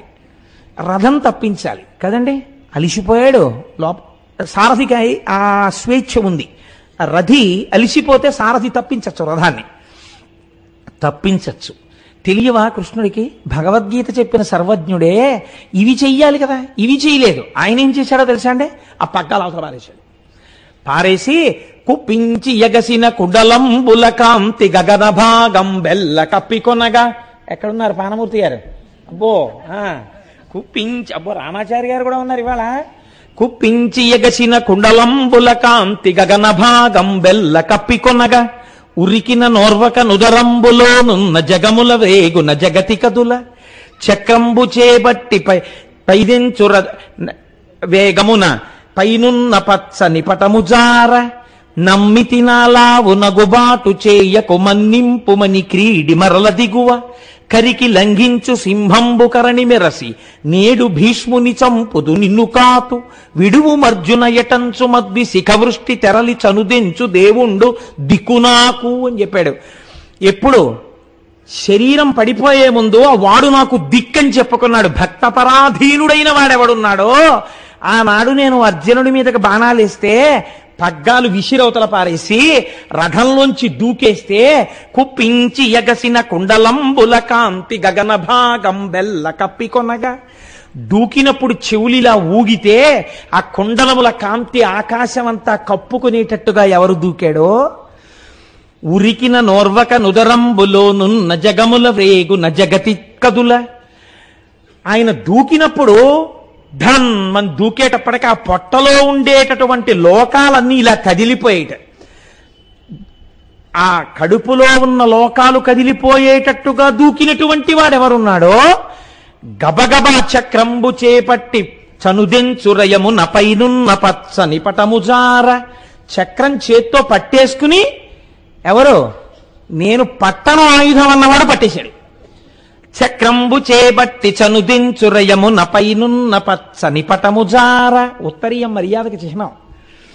ఉత్తరీయం జారిపోయింది. చక్రం పట్టేసుకున్నాడు. పట్టుకున్నవాడు పోని ఊరుకున్నాడా? నమ్మి తినాలా ఉనగుబాటు చేయకు మన్నింపుమని క్రీడి మరల దిగువ. అర్జునుడు ధనస్సు పారేసి పరిగెత్తుకొచ్చాడు. బావా భీష్ముడు బాణాలేస్తే అర్జునుడు నిగ్రహించలేకపోతే ప్రతిజ్ఞ చెప్పి తప్పి కృష్ణుడు చక్రం పట్టుకుని వెళ్ళి చంపేశాడు భీష్మాచార్యుల వారిని అని రేపు లోకం చెప్పుకుంటుంది. బావా నా పరువు పోతుంది, ఊరుకో ఊరుకో ఊరుకో అంటున్నాడు. అంటుంటే నీ జోలికి వస్తాడా, నీ మీది నీ బాణాలు వేస్తాడా, ఏం చేస్తానో చూడు భీష్ముడిని. తెలియదు భీష్ముడు మహాజ్ఞానని అని కరికి లంఘించు సింహంబు కరణి మెరసి నేడు భీష్ముని చంపుతు నిన్ను కాతు విడువు మర్జున ఎటంచు మద్వి శిఖవృష్టి తెరలి చనుదెంచు దేవుండు దిక్కునాకు. ఆనాడు తన భక్తుడైన అర్జునుణ్ణి రక్షించుకోవడానికి చేసిన ప్రతిజ్ఞ మరిచిపోయి చేతిలో చక్రం పట్టుకుని భీష్ముణ్ణి చంపేస్తాను, అది కూడా ఏనుగు యొక్క కుంభస్థలం మీదకి దూకి చంపిన సింహంలా చంపేస్తానని పరిగెత్తుకొచ్చేసి తన ప్రతిజ్ఞ మర్చిపోతే నేనానాడు ధనస్సు పక్కన పెట్టి భక్తపరాధీనా అని నమస్కరించానే, ఆ కృష్ణుడు నాకు రక్ష అని చెప్పుకున్నాడు. వాడు నాకు దిక్కు అన్నాడు భీష్మాచార్యుల వారు. కాబట్టి అది సాత్విక భక్తి. అది భగవంతుని యొక్క కోపం ఎప్పుడు వస్తుందో కూడా చెప్పగలిగిన భక్తి. తన భక్తులకి హాని జరిగితే తట్టుకోలేని వాడు ఈశ్వరుడిని ఆవిష్కరించిన భక్తి. అందుకే భీష్ముడికి తర్పణలు ఇస్తున్నాం, భీష్ముడి పేరు చెప్పుకుని పొంగిపోతున్నాం. భగవంతుడే ఎదురుగుండా నిలబడి వెళ్ళిపోతున్న వాడి చేత సహస్రం చెప్పించుకుని లోకానికి అందించినటువంటి ఖ్యాతి బహుశಃ భీష్ముడికి ఒక్కడికే దక్కింది లోకంలో. కాబట్టి ఇప్పుడు చూడండి భీష్మ భక్తికి రావణ భక్తికి ఎంత తేడా ఉందోను. ఇప్పుడు ఈ శివలింగాన్ని పట్టుకుని బయలుదేరాడు. కానీ బయలుదేరితే తీసుకెళ్ళగలడా? శివుణ్ణి తీసుకెళ్ళలేని వాడు ఇది నేనే అన్నప్పుడు శివలింగాన్ని తీసుకెళ్ళగలడా? కాబట్టి దైవవశము చేసి అంటే వీడికి పాఠం చెప్పాలని పరమాత్మ అనుకున్నాడు. ఇప్పుడు ప్రత్యక్షమై అనుగ్రహించినట్ట, ప్రత్యక్షమై ఉపాసనా దోషము వలన వాడే పాడైపోతున్నట్ట. మీరు చెప్పండి. అడిగిన రెండు కోరికలు ఏమిటి? ఒకటి నాకు బలం కావాలి, రెండు నువ్వు వచ్చేయాలి. మొదటిది అలా పెట్టండి. ఇంకాను ఒంటికి కొవ్వెక్కి బలం ఉంది, వచ్చేసింది బలం. ఇప్పుడు శివలింగాన్ని పట్టుకుని బయలుదేరాడు. రెండోది నెరవేరుతోందా మీరు చూడండి. శరీరానికి ఎంత బలవంతుడవనివ్వండి, ఈశ్వర నిర్ణయం ఒకటి ఉంది కదా, పిండాండ బ్రహ్మాండానుసంధానము అని ఒకటి ఉంది. ఈ శరీరానికి ఆకలేస్తుంది, నేను చాలా బలవంతుండండి, నేను అన్నం తిందంటే నీరసపడిపోతుంది, శోషించిపోతుంది. కాబట్టి తినాలి కదా, బ్రహ్మాండంలో ఉన్న యాపిల్ పండు తీసుకెళ్లి ఇందులో పారేయాలి కదా పిండాండంలో. మళ్ళీ పిండాండంలో మిగిలిపోయిన శేషాన్ని ఎవరు పుచ్చుకుంటారు? బ్రహ్మాండం పుచ్చుకోవాలి. పిండాండానికి దాహం వేసింది, ఎవరివ్వాలి నీళ్లు? బ్రహ్మాండం ఇవ్వాలి. బ్రహ్మాండంలో నీళ్లు ఈ గొంతులో పోయాలి, పిండాండంలోకి నీళ్లు ఎడతాయి. ఇందులో వెళ్ళిన నీళ్లు ఎందుకు ఎడతాయి? దాహార్తిని తీర్చడమే కాదు, ఈశ్వర ప్రక్రియ ఒకటి ఉంది. దీనిలో మలినాలు పట్టుకుని ఆ నీళ్లు బయటికి రావాలి. ఎక్కడ విడిచిపెట్టాలి? బ్రహ్మాండంలో విడిచిపెట్టాలి. ఇది ఈశ్వరుడు. గురే, దాహం వేయించినవాడు ఈశ్వరుడు, నీటినిచ్చినవాడు ఈశ్వరుడు, ఇందులో పోసిన నీటిని మళ్ళీ మూత్రముగా మార్చినవాడు ఈశ్వరుడు, బయటికి పంపినవాడు ఈశ్వరుడు, ఈ మూత్రమును పుచ్చుకున్నవాడు ఈశ్వరుడు. ఏమి ఈశ్వరుడు, ఏమి కారుణ్యం అన్ననాడు ఈ వెర్రి కలగదు అసలు కదండి. వాడికి అలా కలగలేదు. కాబట్టి ఈశ్వరానుగ్రహము లుప్తమైతే అవతలవాడు పాడైపోవడానికి ఏ ఒక్కటి చాలు? మూత్రానికి రావడం చాలు. ఎంత చూడండి, ఇంత బలం ఇచ్చాడు, ఏమిటి బాగుపడ్డాడు? మూత్ర విసర్జన చెయ్యవలసిన అవసరం రావణాసురుణ్ణి పాడు చేసేసింది. మీరు చాలా జాగ్రత్తగా పట్టుకోవాలి జ్యోతిర్లింగాన్ని. చూసారా, దేనికి అహంకారం, ఎందుకు బింకం, దేనికోసం నువ్వు అల్లరి? అదే నాకు ఈశ్వరుడు తప్ప వేరొకడు లేడన్నవాడి కోసం ఈశ్వరుడు లొంగిపోయాడు. నందనారేం చదువుకున్నాడు? నందనారేం తపస్సు చేశాడు? పాలేరు నందనార్. అటువంటి వాడు తిరుప్పంగూరు వెళ్ళాడు. తిరుప్పంగూరు వెడితే కొంతమందికి ఆ రోజుల్లో నందీశ్వరుడి దగ్గర నుంచే దర్శనం. శివలింగం కనపడలేదు. కనపడకపోతే శివుణ్ణి ప్రార్థించాడు, నాకు నందీశ్వరుడు అడ్డొస్తున్నాడు, ఈశ్వరా నువ్వు నాకు దర్శనం అవ్వట్లేదు అని ఆయనకి చెప్పుకుని ఏడ్చాడు. శంకరుడు అన్నాడు, నా భక్తుడు నంది దగ్గర నించుని నన్ను చూడాలనుకుంటున్నాడు, నందీశ్వరా నువ్వు తప్పుకో అన్నాడు. ఆనాడు తప్పుకున్న నంది ఈనాటి వరకు అలాగే ఉంది తిరుప్పంగూరులో. నంది పక్కకి తప్పుకుంది. నందుడు నందనార్ దర్శనం చేశాడు. భక్తికి ఈశ్వరుడు లొంగిపోయి నందిని పక్కకి పెట్టాడు. ఇక్కడ అహంకరించిన వాడికి మూత్ర విసర్జనావసరము పాడు చేసేసింది జీవితాన్ని. కాబట్టి ఇప్పుడు ఏం చేయవలసి వచ్చింది? శివలింగాన్ని చేత్తో పట్టుకుని మూత్ర విసర్జన చెయ్యలేడు కదా. కాబట్టి మూత్రోత్సర్జనమునకై యాత్రంబుననొక్క వల్లవాంజలినిడ తన్మాత్రాభరమోపక చితాక్షేత్రంబున అతడుంచె శివలింగంబున్. దాని తొందర అటువంటిది. ఎవడో ఒకడు శివలింగం పట్టుకుంటే బాగుంటారా బాబు, తొందరగా వెళ్ళొచ్చేద్దాం అనుకున్నాడు. అటు చూశాడు, ఇటు చూశాడు, ఎవడో బాగా పట్టుకోగలడా, ఈ శివలింగాన్ని మొయ్యగలడా? వాడికి ఉన్న అహంకారం ఏమిటో తెలుసా అండి? ఇదేమిటి శివలింగం, ఇది శివుడన్న భావన వాడికి లేదు. శివుడు ఏం చెప్పాడు? ఇదే నేనని చెప్పాడు. కానీ వాడేమనుకుంటున్నాడు? ఇది శివలింగం, ఏముంది ఇందులో వెయిట్ అంటే? ఉపాసన యందు నువ్వు సమస్త బ్రహ్మాండములు నిండిపోయినటువంటి వాడు నీకు ఆ లింగమునందు కనబట్టలేదు. అదే ఉందో శివలింగం కింద నువ్వు చాలా చులకన భావంతో చూస్తున్నావు. ఈ ఉపాసన సిద్ధించదు. నువ్వు ఒక ఆలయానికి వెళ్ళినప్పుడు ఆపాతాళ నభస్థలంత భవన బ్రహ్మాండ మామిస్ఫుర జ్యోతిస్పాటిక లింగ మౌళి విల సత్పూర్ణేందో వాంతామృతై అస్తోకప్లుతమేకమీశమనిశం రుద్రాను వాకాంజపన్ ధ్యాయేత్ ఇప్సిత సిద్ధయే ధ్రువపదం విప్రోభిషించేత్యం బ్రహ్మాండ వ్యాప్త దేహ భసిత హిమరుచాభాసమానా భుజంగై కంఠే కాళాహ కపర్దాహ కలిత శశికలశ్చండ కోదండహస్తాహ. నా కోసం ఇంత సులభుడవై కనపడుతున్నావు అన్ననాడు నీకు అదృష్టం. అది ఏముందండి శివలింగం అండి అంటే నీ ఉపాసన సిద్ధించలేదు, నీకు ఈశ్వర దర్శనం కలగలేదు. కాబట్టి వాడు ఇదే ఉంది శివలింగం అనుకున్నాడు. కాబట్టి ఏం చేశాడు? ఒక గొల్ల పిల్లవాడిని, పశువులు కాసుకునే పిల్లవాడిని పిలిచాడు. ఒరే నేను మూత్ర విసర్జనకి వెళ్ళొస్తాను రా, ఈ శివలింగం పట్టుకో. ఇప్పుడు వాడు దాన్ని పట్టుకోవడానికి మాత్రం బలం అక్కర్లేదు అనుకున్నాడు. ఇది కదండి దోషం. సుఖాలు అనుభవించడానికి బలం ఉండాలి, భోగాలు అనుభవించడానికి బలం ఉండాలి, శివలింగాన్ని పట్టుకోవడానికి బలం అక్కర్లేదు. ఇది రావణ సిద్ధాంతం. చాలామంది మనం అటువంటి జీవితంలోనే ఉంటాం. ఏంటండి పెద్ద ఊరికే భగవంతుడు, చిత్తశుద్ధి ఉంటే చాలదేంటండి? నిజంగా నీకు చిత్తశుద్ధి ఉంటే గుడికి వెళ్తావు. గుడికి వెళ్ళడం మానేయడానికి నువ్వు చిత్తశుద్ధితో ఉండక్కర్లేదు. చిత్తశుద్ధితో ఉంటే ఎప్పుడు గుడికి వెడదామా అనిపించి గుడిలోకి వెళ్తావు. నువ్వు వెళ్ళకపోవడం చిత్తశుద్ధి లేకపోవడానికి నిదర్శనం. ఇవి రావణవాదనలు. కాబట్టి ఇప్పుడు ఏం చేశాడు? ఆ పిల్లాడి చేతిలో పెట్టి మూత్ర విసర్జనకి వెళ్ళాడు. అది శివుడు. కాబట్టి ఇప్పుడు ఏమైంది? అది ఎప్పుడు ఎలా రావణాసురుడికి బుద్ధి చెప్పాలా అని చూస్తోంది. ఉపాసనలో దోషం చాలా బరువు అయిపోయింది. వాడు మొయ్యలేకపోయాడు, కింద పెట్టేశాడు. ఆయన ముందే చెప్పాడు, ఒరే తెలివితో నీ పురి చేర్చు, ఇది ఎక్కడన్నా పెట్టావో ఎక్కడ పెట్టావో అక్కడ ఉంటానన్నాడు. ఇప్పుడు చితాక్షేత్రమునందు ఆయన పెట్టేశాడు. చితాభూమి ఎందు పెట్టేస్తే వీడు పరుగు పరుగును వచ్చాడు. వచ్చిన వాడి యొక్క వెర్రి చూడండి.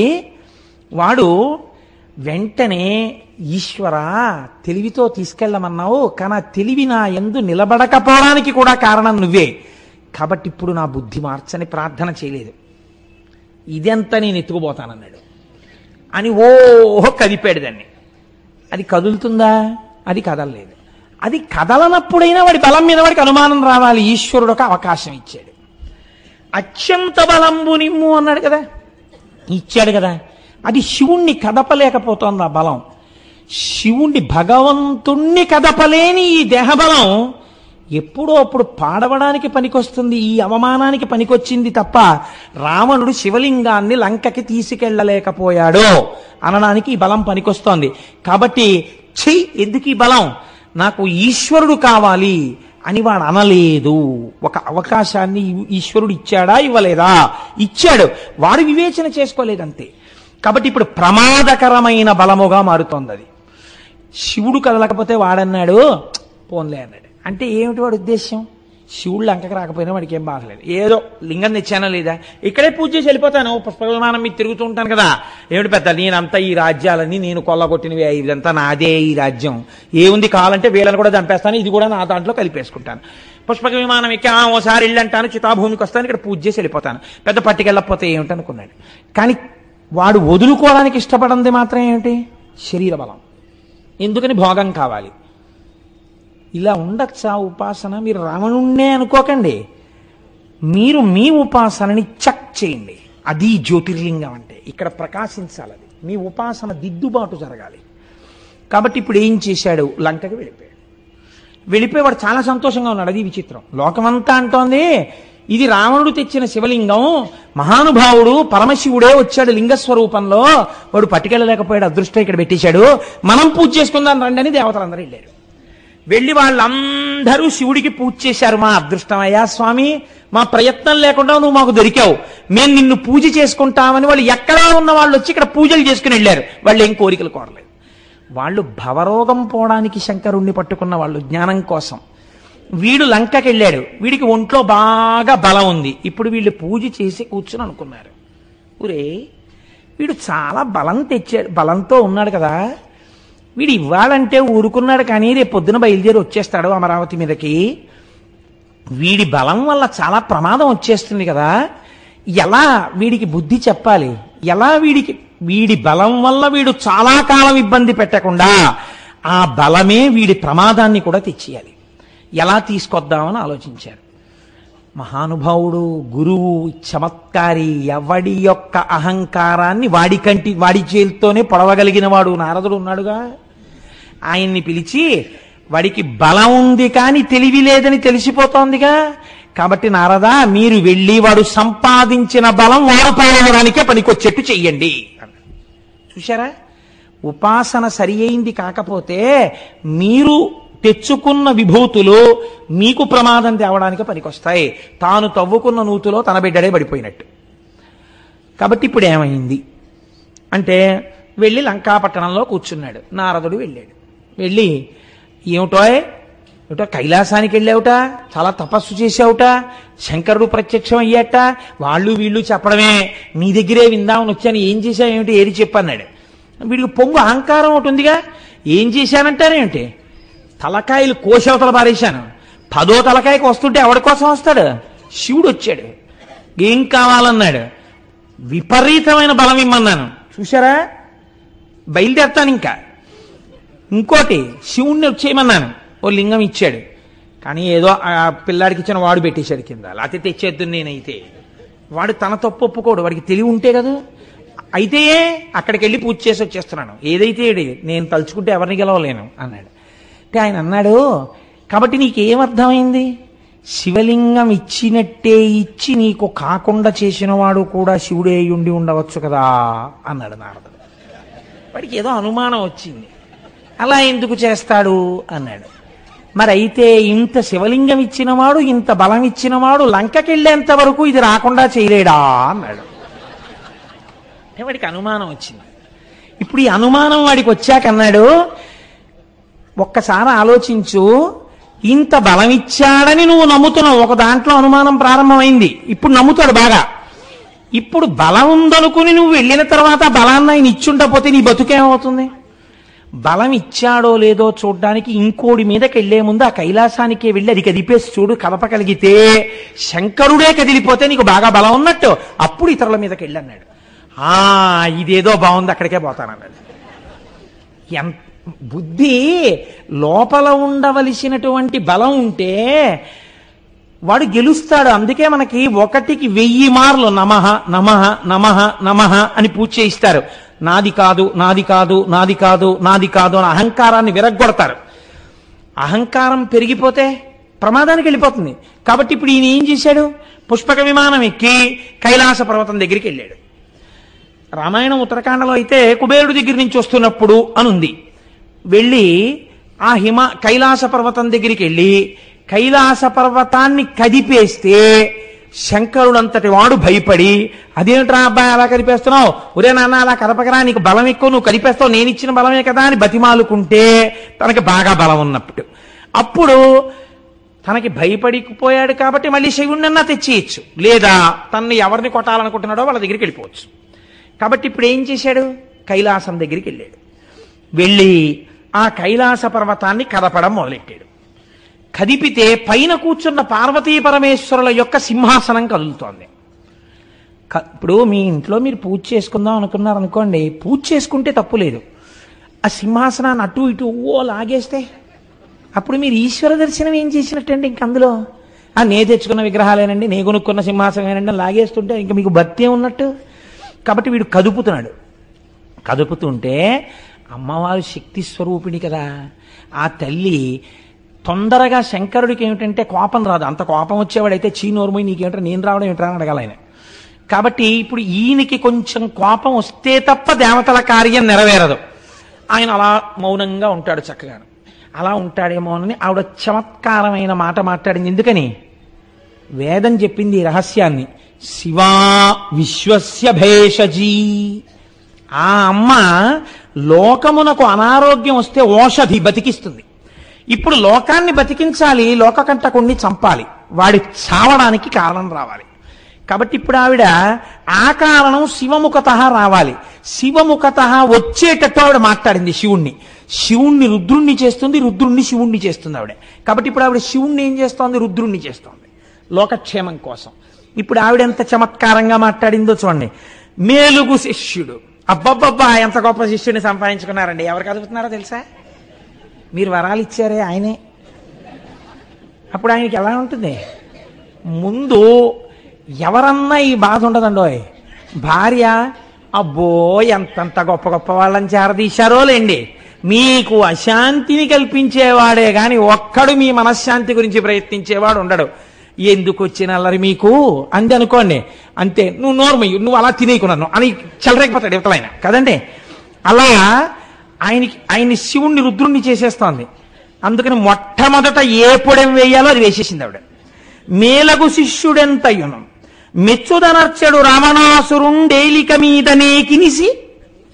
ఏమండోయ్, ఎవరో తెలుసా? మీ గొప్ప శిష్యుడు రావణాసురుడు. వరాలు ఇచ్చారుగా 2, పైగా 1 కూడా కాదు, 2 ఎందుకు ఇస్తాను, 1 అనలేదుగా, 2 ఇచ్చారు. ఎవడిచ్చాడో వాడి మీద కోపం వచ్చింది వాడికి. ఏలిక మీదనే కినిసి ఎట్టెరదారసిలెన్ భళీ భళీ చాలక సంతసంబోధవే.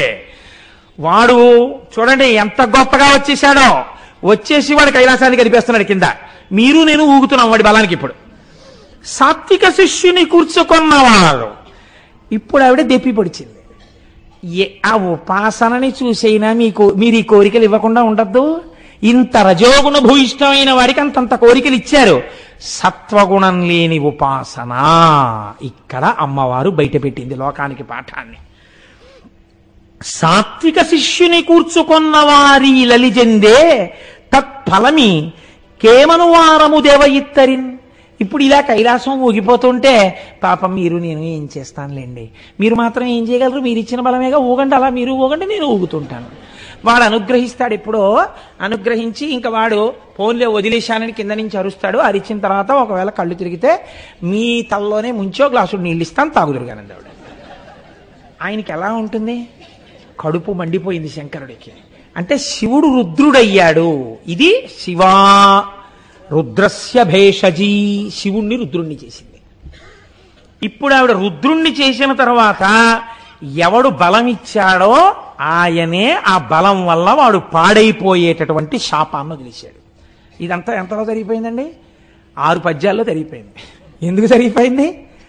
2 వరాలు వాడు పాడవడానికి వచ్చాయి. ఒక్కటి వాడిని రక్షించలా, శివలింగం తీసుకెళ్ళాడు, వాడు పూజ చేయలేడు. వాడు బలం తెచ్చుకున్నాడు, వాడికి ఉపయోగం లేదు. శంకరుడు అన్నాడు, అని సాక్షేపముగ జగజ్జనని నుడువా. ఆక్షేపిస్తూ జగజ్జనని మాట్లాడితే ఎంత గొప్ప మాట వేశారో చూడండి. ఆవిడ వెటకారానికి భర్తనన్నది కాదు, ఆవిడ జగజ్జనని. తన బిడ్డల్ని కాపాడుకోవడానికి, దుడుకు బిడ్డల్ని శిక్షింపజేయడానికి, తండ్రి చేత శిక్షింపజేయడానికి మాట్లాడుతోంది. శృతి ప్రమాణాన్ని పద్యం కింద మారుస్తున్నారు. కాబట్టి అని సాక్షేపముగ జగజ్జననినుడువా హరుడు అని శపించే. ఇప్పుడు ఆయన శివుడు కాదు, హరుడు. దేన్ని హరిస్తాడు? వాడి గర్వం హరించేస్తాడు. ఇప్పటి వరకు ఏ బలాన్ని చూసుకుని ఎగురుతున్నాడో ఆ బలాన్ని హరించేవాడయ్యాడు ఆయన. హరుడు వాని శపించే కృతఘ్నుని ఇట్టులోరి అచిరంబున నీ మదమణుగుగాక పొమ్మిక వేగనన్ అన్నాడు. ఊరే ఎంతో కాలం పట్టదులే, నీ మదం అణిగిపోతుంది, పో ఇక్కడి నుంచి అన్నాడు. ఈ ఊపుతున్న వాడికి ఈ మాట వినపడింది. నీ మదం అణిగిపోతుందంటే ఏమిటి? నీ బలం ఎందుకు పనికి రాకుండా పోతుందనేగా. అందులో పోనీ నువ్వు ఓడిపోతావు ఒక్కసారి ఎవరి చేతిలోనో అనలేదు, నీ మదం అణిగిపోతుంది అన్నాడు. నీ మదం అణిగిపోతుందంటే ఇప్పుడు ఏమవ్వాలి? ఎవరెవరిని చూసుకుని మదిస్తున్నాడో వాళ్ళందరూ పోతారు. ఇప్పుడు శివవాక్యమనందేముంది? ఇంద్రజిత్ పోతాడు, కుంభకర్ణుడు పోతాడు, లంక పోతుంది. ఎవడు ఈశ్వరుణ్ణి పట్టుకున్నాడో వాడు ఒక్కడే మిగులుతాడు.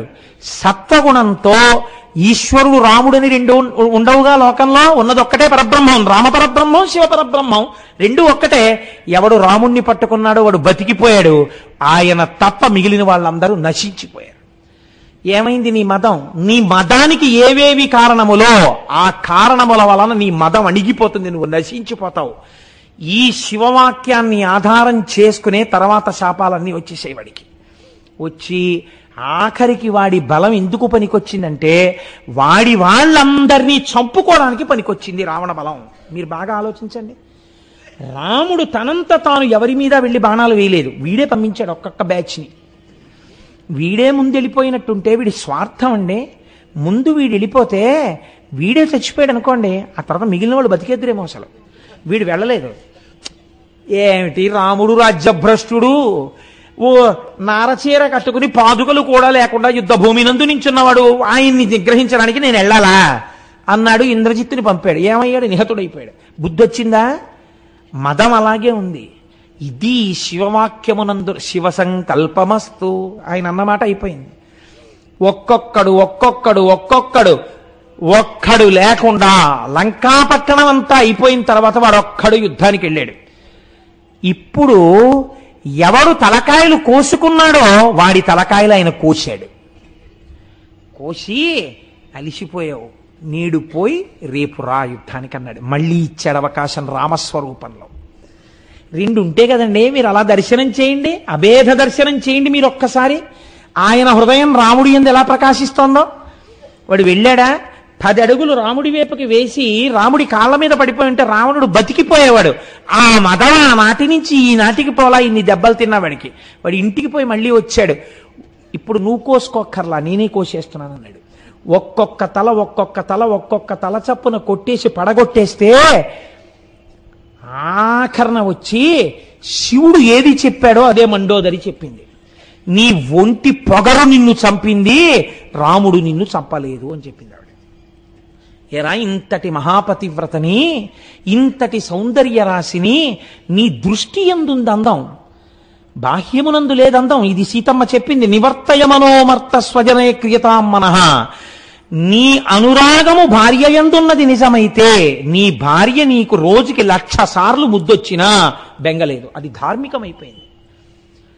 వేరొక స్త్రీ యందు నీ బుద్ధి కామంతో కాని ఒక్కసారి తిరిగిందా, అది నీ పతనానికి హేతు అవుతుందిరా అని చెప్పింది.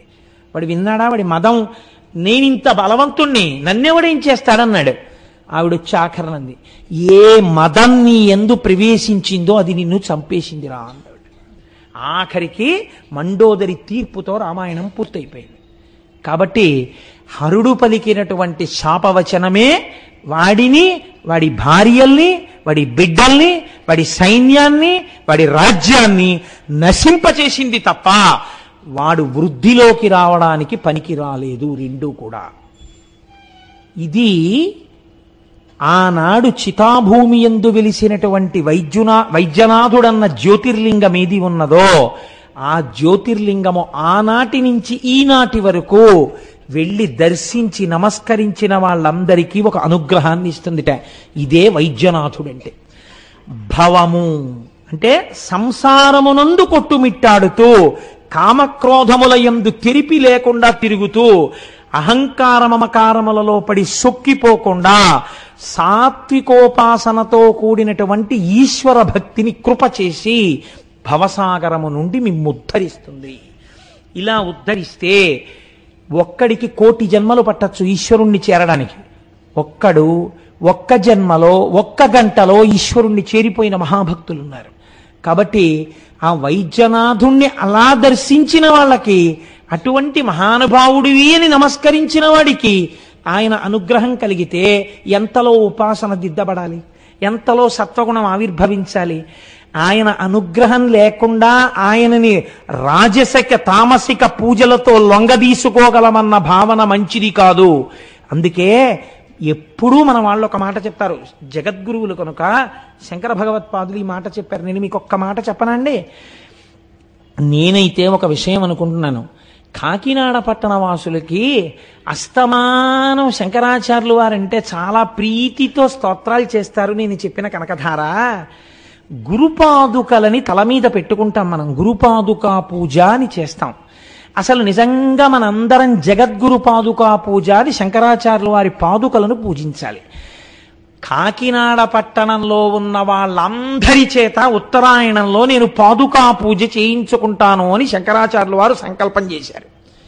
లేకపోతే ఇంతమంది చూడండి, కాకినాడ వాళ్ళ కళ్ళల్లో ఎలా పడిందండి, ఆ పాదుకకున్న మట్టు విరిగిపోయింది, దిద్దండని ఇంతమంది ఉత్తరాలు రాస్తే ఈ ఉత్తరాల వల్ల ఆయన పాదుక దిద్దబడింది అనుకోండి, మీరందరూ గురుపాదుకా పూజ యందు ఒక్కొక్క పుష్పాన్ని వేసేశారా లేదా? ఇప్పుడు అది జరిగి తీరుతుంది.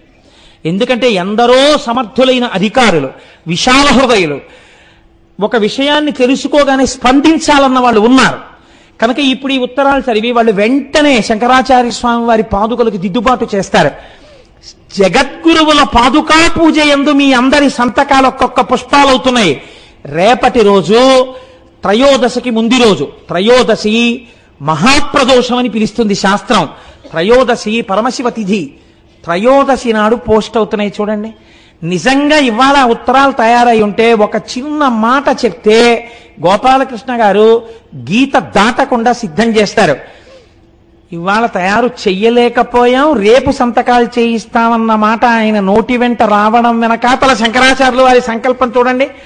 మహాప్రదోషం ఉన్న త్రయోదశి నాడవి పోస్ట్ అవ్వాలి. అంటే త్రయోదశి తిథి నాడు ఉత్తరాయణ పుణ్యకాలంలో మొట్టమొదటి త్రయోదశి తిథి ఏది వచ్చిందో ఆ రోజున నేను కాకినాడ పట్టణ ప్రజల చేత జగద్గురు పాదుకా పూజ స్వీకరించుతున్నాను. కాబట్టి రేపు పెట్టిన సంతకాలు శంకరుల పాదుకల మీద పడుతున్న పువ్వులు. కొన్ని కోట్ల జన్మల పాపరాశి దగ్ధమైపోతోందండి. ఆ ఉత్తర రూపంలోనే, ఆ ఉత్తరం రాయడం రూపంలోనే మీకు వైద్యనాథలింగానుగ్రహం కలిగిపోతోందని గుర్తు కదండి. జగద్గురు సేవనం చేయించేస్తున్నారు ఆయన. ఒక్క 10 రోజుల్లోనో నెల రోజుల్లోనో మనం ఒక శుభవార్త ఎక్కడో వింటాం, లేకపోతే మనం వెళ్ళినప్పుడే చూస్తాం, దిద్దుబాటు అయింది. శంకరుల పాదపద్మములకున్నటువంటి ఆ పాదుక పిడి మళ్ళీ సరిగ్గా ఏర్పాటైనది. ఎంత పొంగిపోతాం, మళ్ళీ వచ్చే సభలో ఒకళ్ళ వీపులు ఒకళ్ళు చరుచుకుని సంతోషపడిపోతాం కదా. అలా ఒక్కొక్క సేవ ఈశ్వరుడు మన చేత చేయించుకుంటున్నాడు. ఇలా చేయించుకున్నందుకు మనం పరమేశ్వరుడికి నమస్కరించి, ఈశ్వర మమ్మల్ని ఇలాగే ధన్యుల్ని చెయ్యమని అడుగుదాం కదండి. ఇది వైద్యనాథలింగము.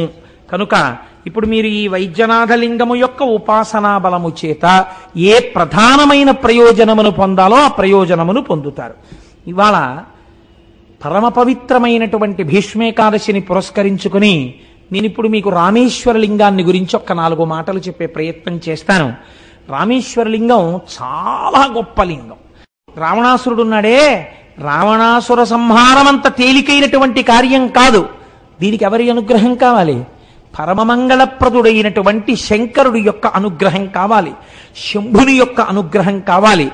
అన్నిటిని మించి రామచంద్రమూర్తి ఏ పరిస్థితులలో లంకాపట్టణానికి వెడుతున్నారు మీరు ఒక్కసారి ఆలోచించండి చాలా జాగ్రత్తగా. తన భార్యనెత్తుకుపోయిన వాడు 10 నెలల నుంచి అక్కడ ఉద్యానవనంలో పెట్టి ఉంచాడు. 10 నెలల నుంచి వాడేం మాట్లాడుతున్నాడు? నువ్వు నా పాన్పు చేరు అని మాట్లాడుతున్నాడు. ఎవరామె? అయోనిజ. ఈయన ఎవరు? పరమక్షత్రియుడు, పైగా రాజకుమారుడు, చేతియందు కోదండమున్నవాడు, ఎందరినో రక్షించినవాడు. తన భార్యయే 10 నెలల నుంచి అవమానాల పాలైంది. ఇప్పుడొక్కసారి లంకాపట్టణంలోకి వెళ్ళగానే, అసలు ఆ లంక వంక అలా చూడగానే నిజంగా రామచంద్రమూర్తిలోనే ఒక్కసారి ఆగ్రహం పెళ్ళుబుకిపోతే, ఈ నీచుడే తెచ్చిన భార్యని దాచినవాడన్న భావన కలిగిందా? ఒక్కసారి అదుపైన కాని తప్పాడా? ఆయన వేసేటటువంటి బాణ పరంపరలకు లోకమంతా లయమైపోతుంది కదండి. ఎందుకని? ఒక్కసారి క్రోధం ఆవిర్భవించిన తర్వాత ఇంకెవరు ఆపలేరు. అందున రామచంద్రమూర్తి ఆయన పరాక్రమం ముందు నిలబడడమే ఎవరైనా. కాబట్టి మండిత విస్ఫులింగ విషమ జ్వలితానల కీలలు అబ్జ గర్భాండము నిండ రామ వసుధాదిపుడేచడి ఆ బాణ పరంపరలకి ఈ సమస్త లోకములు కాలిపోతాయిరా, జాగ్రత్త అని చెప్పారు హనుమ. అటువంటి రామచంద్రమూర్తి వెళ్లి యుద్ధ భూమిలో నిలబడితే, ఇది జ్ఞాపకానికి వస్తే ఎంత ప్రమాదం వాటిల్లుతుంది. అందులో ఒకసారి విభీషణుడు వచ్చి ఆశ్రయించాడు, అదే లంక నుంచి వచ్చాడు. ఆశ్రయించకపోయినా ఇంకా రాముడి మీద భక్తి ఉన్న వాళ్ళు ఎవరైనా ఉండిపోయారేమో. తనే బాణప్రయోగం చేసేస్తే శిశువులు పోతారు, పెద్దలు పోతారు, స్త్రీలు పోతారు, వృద్ధులు పోతారు, సమస్తము నశించిపోతుంది. ఆ తర్వాత అయ్యయ్యో నేను క్రోధము చేత ఇంతమందిని కొట్టేశాను అని బాధపడవలసిన రోజు రామచంద్రమూర్తి జీవితంలో మిగిలితే, రామో విగ్రహవాం ధర్మ, రాముడే ధర్మం తప్పిపోతే కాపాడగలిగిన వాడెవరిహా? అప్పుడు ఇంకా లోకానికి నడువని నేర్పినటువంటి అవతారం ఎలా వస్తుంది? ఈశ్వర, లంకాపట్టణమునందు ప్రవేశించి రావణుడే 10 తలలతో నా కంటపడినా ధర్మము తప్పనంత సంయమనముతో కూడినటువంటి బుద్ధి నా యందు ప్రచోదన రూపమైన యుద్ధము జరుగుగాక. రాముడు ఎన్నడూ ధర్మం తప్పలేదు యుద్ధంలో కూడా. అంతటి మహాత్ముడని యుద్ధకాండంతా నా ధర్మాన్ని ఆవిష్కరించాలి కనుక కదండి మహానుభావుడు అన్ని కష్టాలు పడ్డాడు యుద్ధంలో. లేకపోతే రాముడా అన్ని కష్టాలు పడవలసినటువంటి వాడు. అందుకని ఇప్పుడు శం అటువంటి మంచి భావముల కొరకు దేన్ని అర్చన చేశాడు? శంభులింగాన్ని ఆరాధన చేశాడు. ఒక శివలింగాన్ని అక్కడ పెట్టి దాన్ని ఆరాధన చేసి లేచి దాని ముందు నాట్యం చేశాడు. అంటే రామచంద్రమూర్తికి ఎన్ని విద్యలొచ్చో అన్ని విద్యలతో శంకరుణ్ణి ప్రీతి చెందేటట్టుగా ప్రవర్తించాడు. తనకి ఏ విభూతి ఉంటే ఆ విభూతిని ఈశ్వర ప్రసాదము కొరకు వినియోగించుట. మీరు చూడండి, లోకమునందు అనేక విభూతులుంటాయి. కాయిక, వాచిక, మానసిక, ధన, ఇలాగా. కాయిక, ఒకరికి బలం ఉంటుంది. బలం ఉన్నవాడు ఏం చేయాలి? కనీసంలో కనీసం ఎప్పుడో ఒక్కసారి అందరూ కలిసి ఒక దేవాలయానికి వెళ్ళి ఆ దేవాలయంలో శుభ్రంగా తుడిచేసి 4 మొక్కలేసి నీళ్లు పోసి ఒక వారం రోజులు భక్తులందరూ కలిసి ఒక సత్సంగ సభ్యులు ఒక దేవాలయాన్ని దిద్దుబాటు చేసి అందంగా తీర్చిదిద్దడానికి కాయిక సేవ చేశారనుకోండి, అప్పుడు మీ శరీరంలో ఉన్న బలం దేనికి ఉపయోగపడింది? ఈశ్వర సేవకు ఉపయోగపడింది. మానసిక ధ్యానమునందు మంచి భావములతో ఈశ్వరుని దర్శించుట కాదు. 3వది కాయిక వాచిక. ఈశ్వరుడు నీకు నోరిచ్చాడు, ఆ నోటితో ఈశ్వరనామములను చెప్పు. ఎందుకని నామాలు వచ్చాయి లోకంలో? ఈ నామములను చెప్పడం చేత మీరు చేసిన పాపాలు పోతుంటాయి. తెలియక ఏవో లొల్లి ప్రసంగాలు చేసేస్తుంటారు, మళ్ళీ కాసేపు నామం చెప్తే ఈ పాపం పోతుంటుంది. కాబట్టి నామము చెప్పుట. ఒకరికి ఐశ్వర్యం ఉంటుంది, వారు ఒక దేవాలయానికి ఏదో ఉపకారం చేస్తారు. ఇక్కడ కొంతమంది ఐశ్వర్యవంతులు ఈ దేవాలయ నిర్మాణం చేశారు. రెడ్డి గారు రోజు వచ్చి కూర్చుంటుంటారు కదా, ఈ ఆలయ నిర్మాణం చేసి ఇంత పెద్ద విశాలమైన ప్రాంగణాన్ని ఏర్పాటు చేసి ఇంత చక్కటి గుడిని వాళ్ళు కట్టబట్టి ఇప్పుడు ఏమవుతుంది? మనందరం రోజు వచ్చి కూర్చుని చక్కగా ఇక్కడ ఏదో పురాణం ఓ 40 రోజులో 30 రోజులో చెప్పుకోగలుగుతున్నాం. ఇప్పుడు ధన సంపత్తి దేనికి ఉపయోగపడింది? ఈశ్వరార్చనకు ఉపయోగపడింది. కాబట్టి మీకు ఏది ఉందో దాన్ని ఈశ్వరార్చన యందు వినియోగిస్తారు. ఇప్పుడు రామచంద్రమూర్తికి అనేక కళలొచ్చు, ఆయనకి నాట్యం వచ్చు. ఆయన ఏం చేశారు? నృత్యం దర్శయామి అని పరమశివుడి ముందు నాట్యం చేశారు. గీతం శ్రావయామి, శంకరుడి ముందు ఒక పాట పాడారు. ఒక్కసారి శంఖాన్ని పట్టుకుని ఊదారు. రావణాసురుడి భక్తికి రామచంద్రమూర్తి భక్తికి ఎంత తేడాయో చూడండి. ఆయన అన్నారు, స్వామిన్ శంభో మహాదేవ సర్వదా భక్తవత్సల పాహిమాం శరణాపన్నం తద్భక్తం దీనమానసం. ఈశ్వర, నేను నీ భక్తుణ్ణి, దీనుణ్ణి. ఎందుచేత? ఎప్పుడైనా లోపల నుంచి కోపం బయటికి రావచ్చు. బాహ్యమునందు అంత సైన్యాన్ని చీల్చి చెండాడే అంత పరాక్రమవంతుడైన రావణాసురుణ్ణి నేను నిగ్రహించాలి. మీరు శివుడు, మీరు మంగళప్రదుడు, మీరు నన్ను ఆశీర్వదించాలి, మీరు నాకు జయం ఇవ్వాలి. కాబట్టి శంకర, నన్ను అనుగ్రహించండి అన్నారు. అనేసరికి శంకరుడు ప్రత్యక్షమయ్యాడు. ఆయనకి ప్రత్యక్షమై ఆయన చేత పూజలు అందుకుని, ఎరిమీరగ నీవు సతతము నిలువు మహేష రామనాథలింగం, నీవు ఇక్కడనే వసించు. ఇక్కడ వసించినటువంటి నిన్ను రామచంద్రమూర్తి చేత ప్రతిష్ఠింపబడిన లింగము అనబడేటటువంటి పేరుతో లోకమంతా నిన్ను ఆరాధన చేస్తుంది అంటే శంకరుడు అన్నాడు, ఆయనే కదండి, ఆయన వాక్యమే కదండి, మరి నాగనాథలింగ ఇప్పుడే కదా మీరు విన్నారు. ఆ వైద్యనాథలింగంలో నీ మదం అణిగిపోతుందని శాపవాక్కు ప్రయోగించిన వాడు ఆయనే కదా. ఆయనే ఈయనగా వెడుతున్నాడు ఇప్పుడు. శివస్య హృదయం విష్ణోశ్చ హృదయం శివ. కాబట్టి ఇప్పుడు వెడుతున్న వాడికి పరమశివుని ఆశీర్వచనం కలిగింది. ఏమని? నీవు జయమును పొందుతావు. వాడేమడిగాడు? బలం కావాలన్నాడు. ఈయనేమన్నాడు? నాకు జయం కావాలన్నాడు. ఇది ఈశ్వరానుగ్రహం. అది అహంకారంతో కూడిన పూజ, వాడు పాడవడానికి పనికొచ్చింది. ఇప్పుడు ఆయన రామచంద్రమూర్తి యొక్క కోరిక మేరకు ఒక శివలింగంగా కూడా ఆవిర్భవించారు. తదనంతరమునందు రామచంద్రమూర్తి వెళ్ళారు లంకాపట్టణానికి, ఆయన్ని సంహరించారు. సంహరించిన తరువాత తిరిగి పుష్పక విమానంలో వచ్చేస్తున్నారు. వచ్చేస్తున్నప్పుడు సీతమ్మ తల్లితో కలిసి పుష్పక విమానంలో వెడుతూ వెడుతూ కిందకి చూపించారు. సీత, నీ కొరకే రావణుడిక్కడ చంపబడ్డాడు, నీ కొరకే కుంభకర్ణుడిక్కడ చంపబడ్డాడు. చూశావా, మాంసపు ముద్దలతో ఉన్న ఈ యుద్ధ భూమి రాక్షసుల యొక్క పీలుగు పెంటలతో ఎందుకు నిండిందో తెలుసా? నీ కొరకే. క్షాత్రధర్మంతో ధర్మాన్ని విడిచిపెట్టకుండా ఇంత యుద్ధం చేసి నిన్ను నాదానును చేసుకుని నేను నా యొక్క క్షాత్రధర్మమునందు పొరపాటు లేని వాడనయ్యాను. ఆయనకి ధర్మం కావాలి అని చెప్తూ సముద్రం మీదకి వెళ్ళినప్పుడు ఆయన ఒక మాట చెప్పారు. చూశావా, ఇదిగో సేతు, అదిగో అక్కడే నాకు మహాదేవుడు కనపడి నన్ను అనుగ్రహించినాడు అని చెప్పారు. రామాయణంలో యుద్ధకాండలో ఆ శ్లోకాల్లో ఈ పాదం ఉంది. ఇదే ప్రాంతమునందు నన్ను మహానుభావుడైనటువంటి మహాదేవుడు అనుగ్రహించినాడు. మహాదేవుడన్న మాటని పట్టుకుని ఇంకొక భావనతో దాన్ని తీసుకెళ్ళేది పరమశివుడు కాదు అని చెప్పకూడదు. అది తప్పు. అప్పుడు వ్యాస హృదయం పోతుంది. వ్యాసుడు సాక్షాత్ నారాయణుడు. ఆయన స్కాంద పురాణంలో చెప్పాడు, రామాయణంలో రామచంద్రమూర్తి చెప్పారు.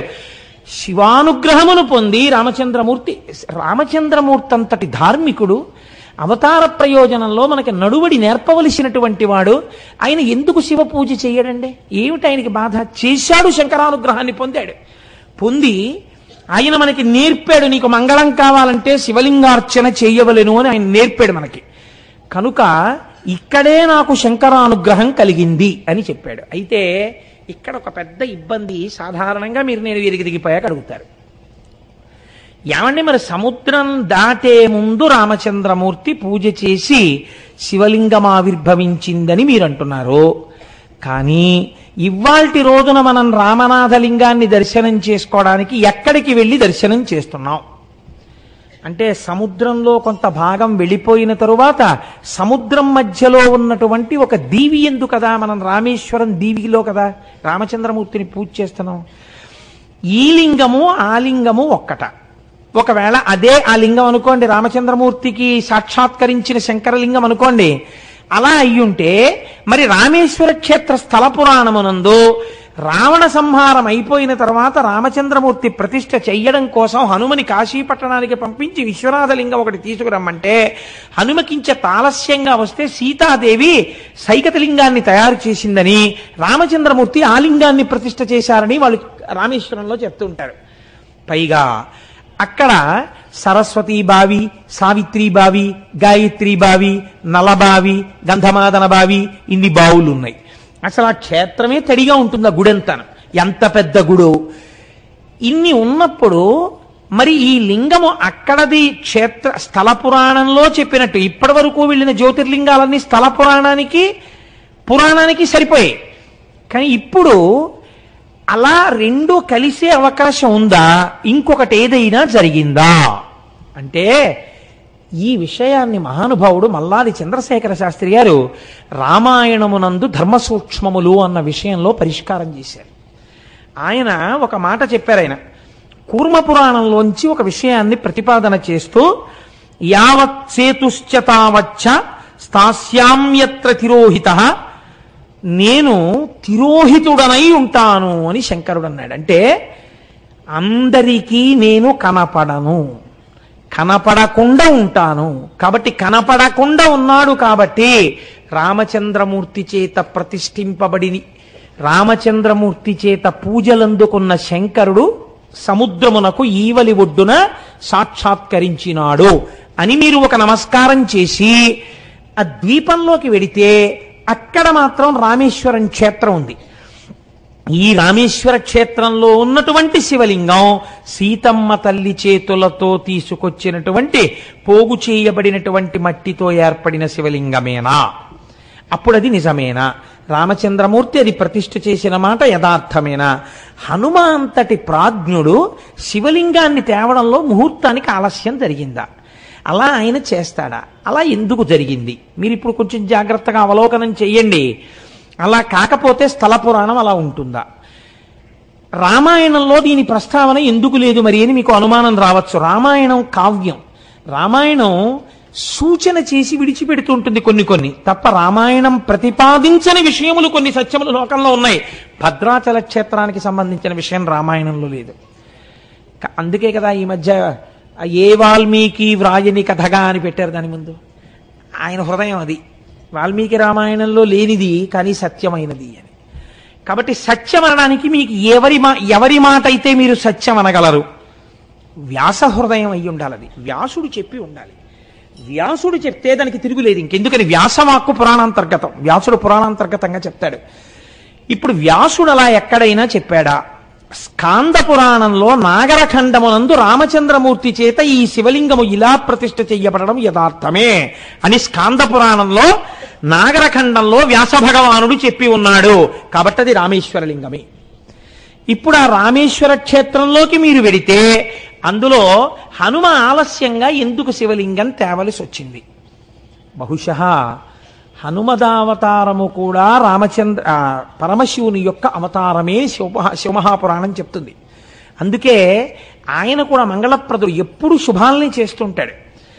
హనుమ కూడా రాక్షస సంహారమునందు చాలా ప్రధానమైనటువంటి పాత్ర పోషించారు.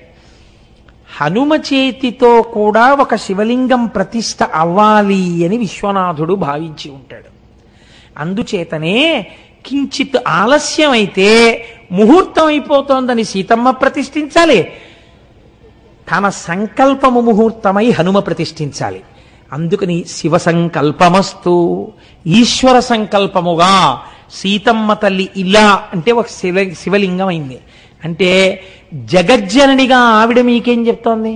మీకెప్పుడు భయం వేసినా ఎక్కడున్నారో అక్కడ ఇలా అంటే చాలు, చిన్న శివలింగం వస్తే అది మీకు రక్షణ హేతువు.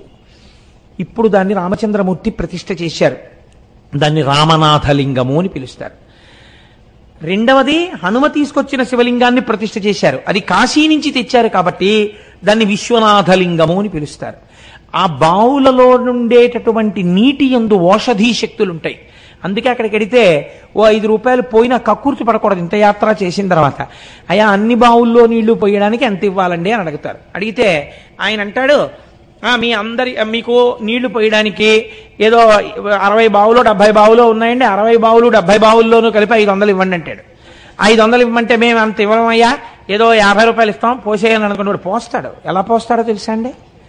మిమ్మల్ని కూడా ఇంకో 50 మందితో కలుపుతాడు. కలిపి గబ్బ గబ్బ గబ్బ గబ్బ గబ్బ గబ్బ నడిచి వెళ్ళిపోతుంటాడు. తడిగా ఉంటుంది క్షేత్రం. ఏనుగు దగ్గరికో వెళ్ళో చేత లాగుతాడు. లాగి నించోండి అంటాడు. నించోమని 50 మందిని ఇట్టించి అటు కొడతాడు ఆ నీటి దారతో. అది మీ కళ్ళల్లో తగలచ్చు, ముక్కులో తగలచ్చు, గుండెల మీద తగలచ్చు. ప్రతి బావి దగ్గర భయమే. ముందున్న వాడికి మరీ గట్టిగా తగులుతుంది, మధ్యలో ఉన్న వాడికి పడవేమోని బేక. కాబట్టి ఆయన కొట్టి నీళ్లు పడతాయి. అందుకని అక్కడ దాకా వెళ్ళాక కక్కుర్తి పడకుండా, అయ్యా చాలా దూరం నుంచి వచ్చాం, ఆ నీళ్లు పోసుకోవాలని వచ్చాం, 500 ఇవ్వలేను కానీ పరమ ప్రీతితో నువ్వు ఇంతమందికి చేయిస్తున్నావు సేవ, నువ్వు ఇలా వృద్ధిలోకి రావాలి నాయనా అనేదో 4 మంచి మాటలు చెప్పి ఒక్క 300 పుచ్చుకుని నన్ను కృతార్థుణ్ణి చేయి, నా జీవితాంతం నిన్ను జ్ఞాపకం పెట్టుకుంటానయా అన్నారు అనుకోండి. నేను అలా చెప్పుకున్నవాడిని, స్వానుభవమున చెప్పు చవటలారా, అందుకు చెప్తున్నా.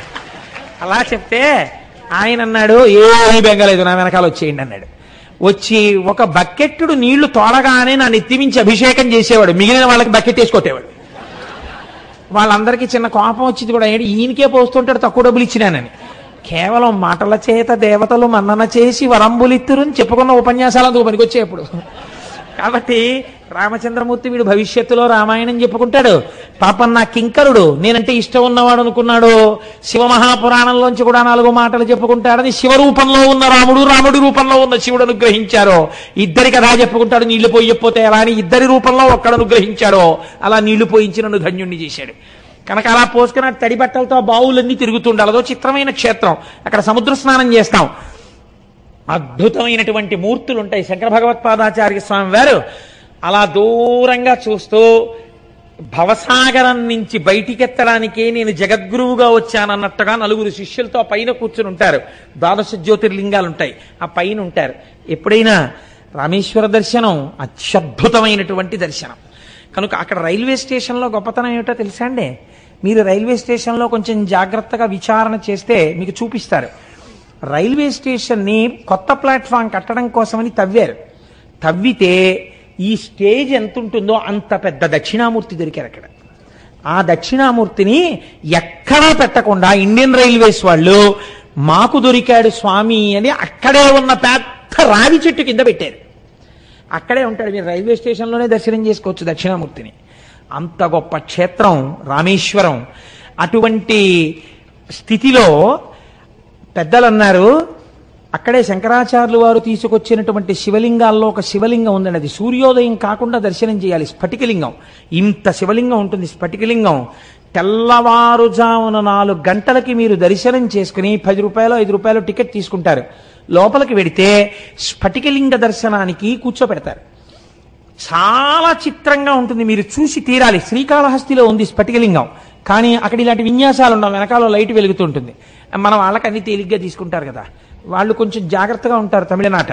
అందుకని వాళ్ళు ఆ స్ఫటికలింగాన్ని తెల్లవారకట్ట తీసుకొచ్చి వేదిక మీద పెడతారు. పెట్టి మీరు బాగా గుర్తుపట్టడం కోసమని ఓం నిధనపతయే నమః అంటారు. పువ్వేరు ఓ ఎర్ర పువ్వు తీసుకొచ్చి దాని ముందు పెడతారు. మొత్తం శివలింగం ఎరుపైపోతుంది. అప్పుడు ఆ పువ్వు తీసేస్తారు. తీసేసి మీకు చూపిస్తారు చూడమని ఇలాగా. తెల్లటి లింగం కనపడుతుంది. అప్పుడు పువ్వు వేస్తారు. పువ్వు కొంచెం పక్కకి తీసేస్తారు. ఓం నిధన పతాంతికాయ నమః అంటారు. ఓ పసుపచ్చటి పువ్వు అలా పెడతారు. శివలింగం అంతా పసుపు అయిపోతుంది. దాన్ని పక్కకి తీసి మళ్ళీ స్ఫటికలింగ దర్శనం చేయిస్తారు. మళ్ళీ పువ్వు వేస్తారు. అది స్ఫటికలింగ దర్శనం చేయవలసిన విధానం. అంటే నిర్గుణుడైనటువంటి పరబ్రహ్మము శుద్ధ సత్వంతో ఉంటాడు. ఆయన యందు గుణములు లోకము అలా ప్రకాశిస్తూ ఉంటుంది, ఆరోపింపబడి ఉంటుంది అని ఆ పువ్వు చూస్తే ఆ రంగులో కనపడతాడు. ఆయన అది ఆ రంగా కాదు, ఆయన శుద్ధ స్ఫటికం, ఆయన యందు ప్రకాశించింది, ప్రతిఫలించింది అని అలా మనకు ఆ స్ఫటికలింగ దర్శనం చేయిస్తారు. పెద్ద స్ఫటికలింగం ఉంటుంది. రామేశ్వరం వెళ్ళిన వాళ్ళు ఇందులో చాలా మంది ఉంటారు, చూసొచ్చి ఉంటారు అనుకోండి. ఏదో నేనే చూసినట్టు చెప్తున్నాం. కాబట్టి ఇక్కడ ఒక మాట పెద్దలు చెప్తారు. ఈ రామేశ్వర లింగము చేరి నరుడెవ్వడేని శ్రీ గంగాంబోదారలను అభిషేకించిన చేరును శ్రీకైలాస శైల శిఖర పదంబున్. ఎవరైనా ఈ రామేశ్వర లింగం దగ్గరికి వెళ్ళి కాశీ పట్టణంలో ఉన్నటువంటి గంగని తీసుకుని వెళ్ళి ఆ రామేశ్వర లింగాన్ని ఆ గంగధారలతో అభిషేకిస్తే, అంటే మీరు అర్చకులకు ఇస్తే ఆ గంగతో అభిషేకం చేస్తారు, అలా అభిషేకం చేసిన వాడు కైలాసాన్ని చేరుకుంటున్నాడు. సాధారణంగా దీన్ని ఏమిటంటే మామూలుగా చెప్తారు. అంటే కాశీ నుంచి గంగ తీసుకొచ్చి ఇక్కడ శివలింగం మీద పొయ్యడం అన్నది. చంద్రశేఖర పరమాచార్య స్వామి దీన్ని అత్యద్భుతమైన సమన్వయం చేశారు. అసలు ఈ గంగాభిషేకం చెయ్యడం అంటే ఏమిటో తెలుసా? గంగ అనగా జ్ఞానము. జ్ఞానము చేత శివలింగమును అభిషిక్తుణ్ణి చెయ్యడం అంటే ఏమిటో నీకు తెలుసా? రామనాథలింగమునందు కాశీ గంగ పొయ్యడం అంటే ఈయన పేరేమి? ఇప్పుడు రామేశ్వరుడు. ఆయన ఒక చిన్న ఐతిహ్యం చెప్తుండేవారు. దేవతలందరూ ఒకసారి రామేశ్వరం వచ్చారట. వచ్చి రామేశ్వర లింగ దర్శనం చేశారట. చేసిన తర్వాత అందులో ఎవరో రకరకాల వాళ్ళు ఉంటారు కదా, వెళ్ళిపోతుంటే అందులో కొంతమంది అన్నారట, ఏమయ్యా ఈయన రామేశ్వరుడు అని పేరుంది కదా, రామేశ్వరుడు అని పేరుంటే ఈయన ఏ సమాసం అవుతాడు అని వ్యాకరణం తీశాడు. తీస్తే కొంతమంది అన్నారు రాముని యొక్క ఈశ్వరుడు, అందుకే కదా రాముడు వచ్చి ప్రతిష్ఠ చేశాడు, అందుకే కదా ఈశ్వరుడు కృప చేసి నీకు మంగళం అవుతుందని అన్నాడు. కాబట్టి రాముని యొక్క ఈశ్వరుడు, రాముడు శివుణ్ణి పూజిస్తూ ఉంటాడు, రాముని యొక్క ఈశ్వరుడు షష్ఠీ తత్పురుష సమాసం అన్నారు. కొంతమందికి ఇది నచ్చల. అదేమిటది, రామచంద్రమూర్తి శివుణ్ణి పూజ చేయడం ఏమిటి, రాముడంతటి వాడు రాముడు. అధ్యాత్మ రామాయణంలో చెప్పినట్టు శివుడు రామనామం తలుచుకుంటూ ఉంటాడు కానీ ఇటు రాముడు శివుణ్ణి తలుచుకోవడం ఏంటి, ఆ అవసరం మా స్వామికి లేదన్నాడు అని. తప్పు మీరు చెప్పింది ఆ సమాసం కాదు. రాముడే ఈశ్వరుడిగా కలిగిన వాడు, కలది కలిగిన వాడు ఉంది కాబట్టి బహువ్రీహి సమాసం. రాముడు ఈశ్వరుడిగా కలిగిన వాడు అంటే శివుడు రాముడిని పూజ చేస్తాడు కాబట్టి రాముడు ఈశ్వరుడిగా కలిగిన వాడు శివుడు. కాబట్టి రాముడు గొప్పవాడు, ఈశ్వరుడు శివుడు గొప్పవాడు కాదు. రాముడిని ఆయన పూజ చేస్తున్నాడా, ఇది బహువ్రీహి సమాసం అన్నారు. కాదు షష్ఠీ తత్పురుషం అని కొంతమంది అన్నారు, కాదు బహువ్రీహి అని కొంతమంది అన్నారు. ఇది సమాసం గొడవ కాదు, ఏ గొడవ మీకు అర్థమైపోయి ఉంటుంది. రాముడు శివుణ్ణి పూజ చేస్తున్నాడా, శివుడు రాముడిని పూజ చేస్తున్నాడా అంటే ఇంకా అనేకత్వమే కనపడుతోంది, ఏకత్వము కనపట్టలేదు. ఇప్పుడు ఈ స్థితిలో వాళ్ళన్నారు ఈ గొడవంతా మనకెందుకో, కైలాసానికి వెళ్ళి ప్రతిష్ఠ చేయబడ్డవాడు కాబట్టి శంకరుడిని అడుగుదాం అన్నారు అని శంకరుడి దగ్గరికి వెళ్ళారు. శంభో మహాదేవ, అసలు నీ యొక్క స్వరూపమేమి, రామేశ్వరము అన్నది ఏ సమాసము? ఇలా అడిగితే బాగుండదు కదా, హుం అంటాడేమో అని ఏ సమాసం అని అడిగారు. అడిగితే ఆయన అన్నారు, మీకు ఎందుకు రావాలి అనుమానం, బహువ్రీహి, రాముని ఈశ్వరుడిగా కలిగిన వాడు, నాకు రాముడు ఈశ్వరుడయా, అందుకని ఇది బహువ్రీహి సమాసం అన్నారు. అంటే కొంచెం రాముని యొక్క ఈశ్వరుడు అని చెప్పిన వాళ్ళు బాధపడ్డారు. బయటికి వచ్చి అన్నారు, లేదు లేదు ఈ స్వామి అంతా అలాగేను, ఎప్పుడు నాదే ఉందంటాడు, పునుకులహారం వేసుకుంటాడు, అలా తిరుగుతుంటాడు, ఆయన అలా చెప్పాడని మీరు నిజం అనుకోకండి, కావాలంటే ఇది విష్ణుమూర్తిని అడుగుదాం పదండి అన్నారు. అందరూ కలిసి వైకుంఠానికి వెళ్ళారు. ఆయన చక్కగా శేషశయనం మీద పడుకుని ఉన్నాడు. ఆయన దగ్గరికి వెళ్ళి అడిగారు, ఏమయ్యా అసలు నిజం చెప్పు, ఇది ఏ సమాసం అన్నారు. ఆయన అన్నారు, మీకు ఎందుకు వచ్చింది ఈ అనుమానం, షష్ఠీ తత్పురుష రాముని యొక్క ఈశ్వరుడు, నా చేత పూజింపబడిన శివుడు, నాకు ఆయన ఆరాధింపబడవలసిన వాడు, అందుకని నేను ఆరాధించాను కాబట్టి నా యొక్క ఈశ్వరుడు, షష్ఠీ తత్పురుష సమాసం అన్నారు. ఏమిటో ఈయన సత్వగుణ సంపన్నుడు, అలాగే చెప్తాడు, ఈయనకి అహంకారం లేదు, పరమ వినయం. మరి ఆయన అలాగే చెప్తున్నాడు, ఈయన ఇలాగే చెప్తున్నాడు, అసలు నిజమేది? పెద్ద తలకాయ ఒకటి ఉంది, 4 తలకాయలైన ఆయన వెళ్ళి అడుగుదాం. ఆయన చెప్పేస్తాడు, 4 ముఖాలతో వేదం చెప్తుంటాడు కదా అని ఆయన దగ్గరికి వెళ్ళారు. ఇది షష్ఠీ తత్పురుషమా బహువ్రీహియా, ఏది నిజమని అడిగారు. ఆయన అన్నాడు, ఓరి మీ అసాధ్యం కోలా, కాశీ వెళ్ళి గంగ పట్టుకుని రామేశ్వరం వెళ్ళి శివలింగం మీద పోసినా మీకు తత్వం అర్థం కాలేదురా. రాముడు శివుడైనాడు, శివుడు రాముడైనాడు, అది షష్ఠీ తత్పురుషం కాదు, బహువ్రీహి కాదు, అది కర్మధారయ సమాసం. రాముడే శివుడైనాడు, శివుడే రాముడైనాడు. ఆయన హృదయం ఈయనకి తెలుసు, ఈయన హృదయం ఆయనకి తెలుసు. లోకానికి మర్యాద నేర్పడానికి ఈయన శివ పూజ చేస్తాడు, ఆయన విష్ణువుని పూజిస్తాడు. కాబట్టి వాళ్ళిద్దరూ ఒకరికొకరు పూజ చేసుకున్నట్టుంటారు. 2 రూపాలతో ఉన్నవాడు ఒక్కడేరా, ఇదే జ్ఞానగంగాభిషేకం అంటే. ఇది చేసిన వాడెవడో వాడికి రామేశ్వరం ఒక్కసారిడితే కాశీ గంగతో అభిషేకం చేయడం వల్ల ఉన్నది ఒక్కటే పదార్థమన్న ఎరుక లోపల బాగా నిలబడాలి. ఇది నిలబడడం రామేశ్వర దర్శనము. అది చేసినవాడు సముద్రమును దాటుతున్నాడు, సంసార సముద్రాన్ని దాటి ఈశ్వరుణ్ణి పొందేస్తున్నాడు. ఏ ఒక్కడున్నాడో ఆ ఒక్కడి కన్నా వీడు రెండోవాడు ఉండకూడదు, కాబట్టి వీడు కూడా ఒకటిలోకి వెళ్ళిపోతున్నాడు. కాబట్టి అటువంటి స్థితిని పొందడానికి పరమయోగ్యమైనటువంటి క్షేత్రము రామేశ్వర క్షేత్రము.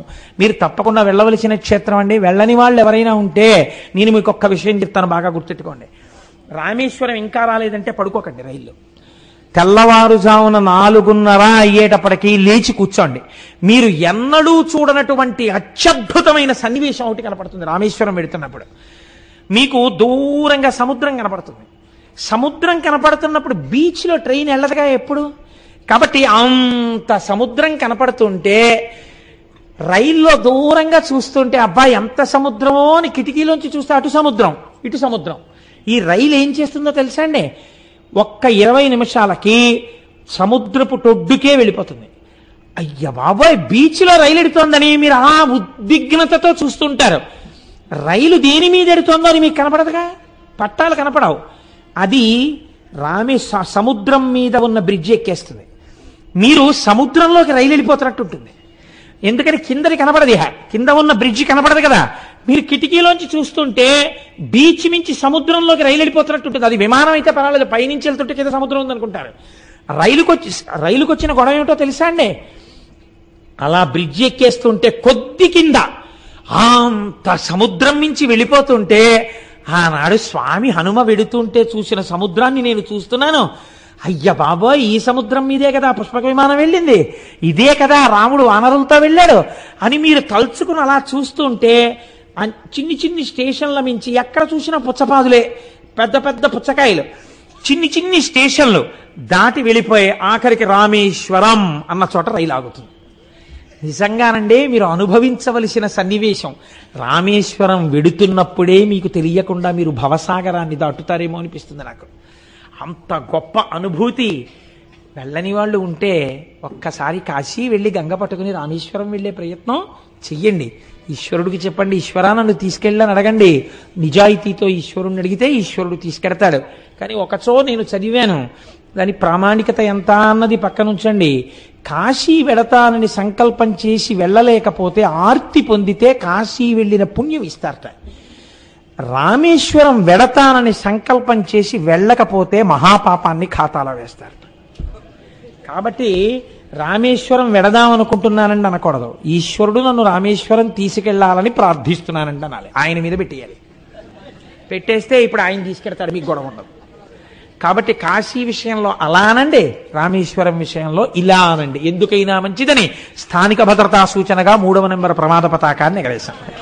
ఏమండి, అందుచేత ఈశ్వరానుగ్రహము చేత ఆ ఈశ్వరుడే మనని కాశీ రామేశ్వరముల దర్శనము చేయించి మనకి అటువంటి అనుభూతిని, అటువంటి జ్ఞానాన్ని, అటువంటి భక్తిని, అటువంటి భవసాగర తరణము చేయగలిగినటువంటి అదృష్టాన్ని ఈశ్వరుడి యొక్క నిర్హేతుక కృపా కటాక్షముగా మన యందు ప్రకాశించుగాక.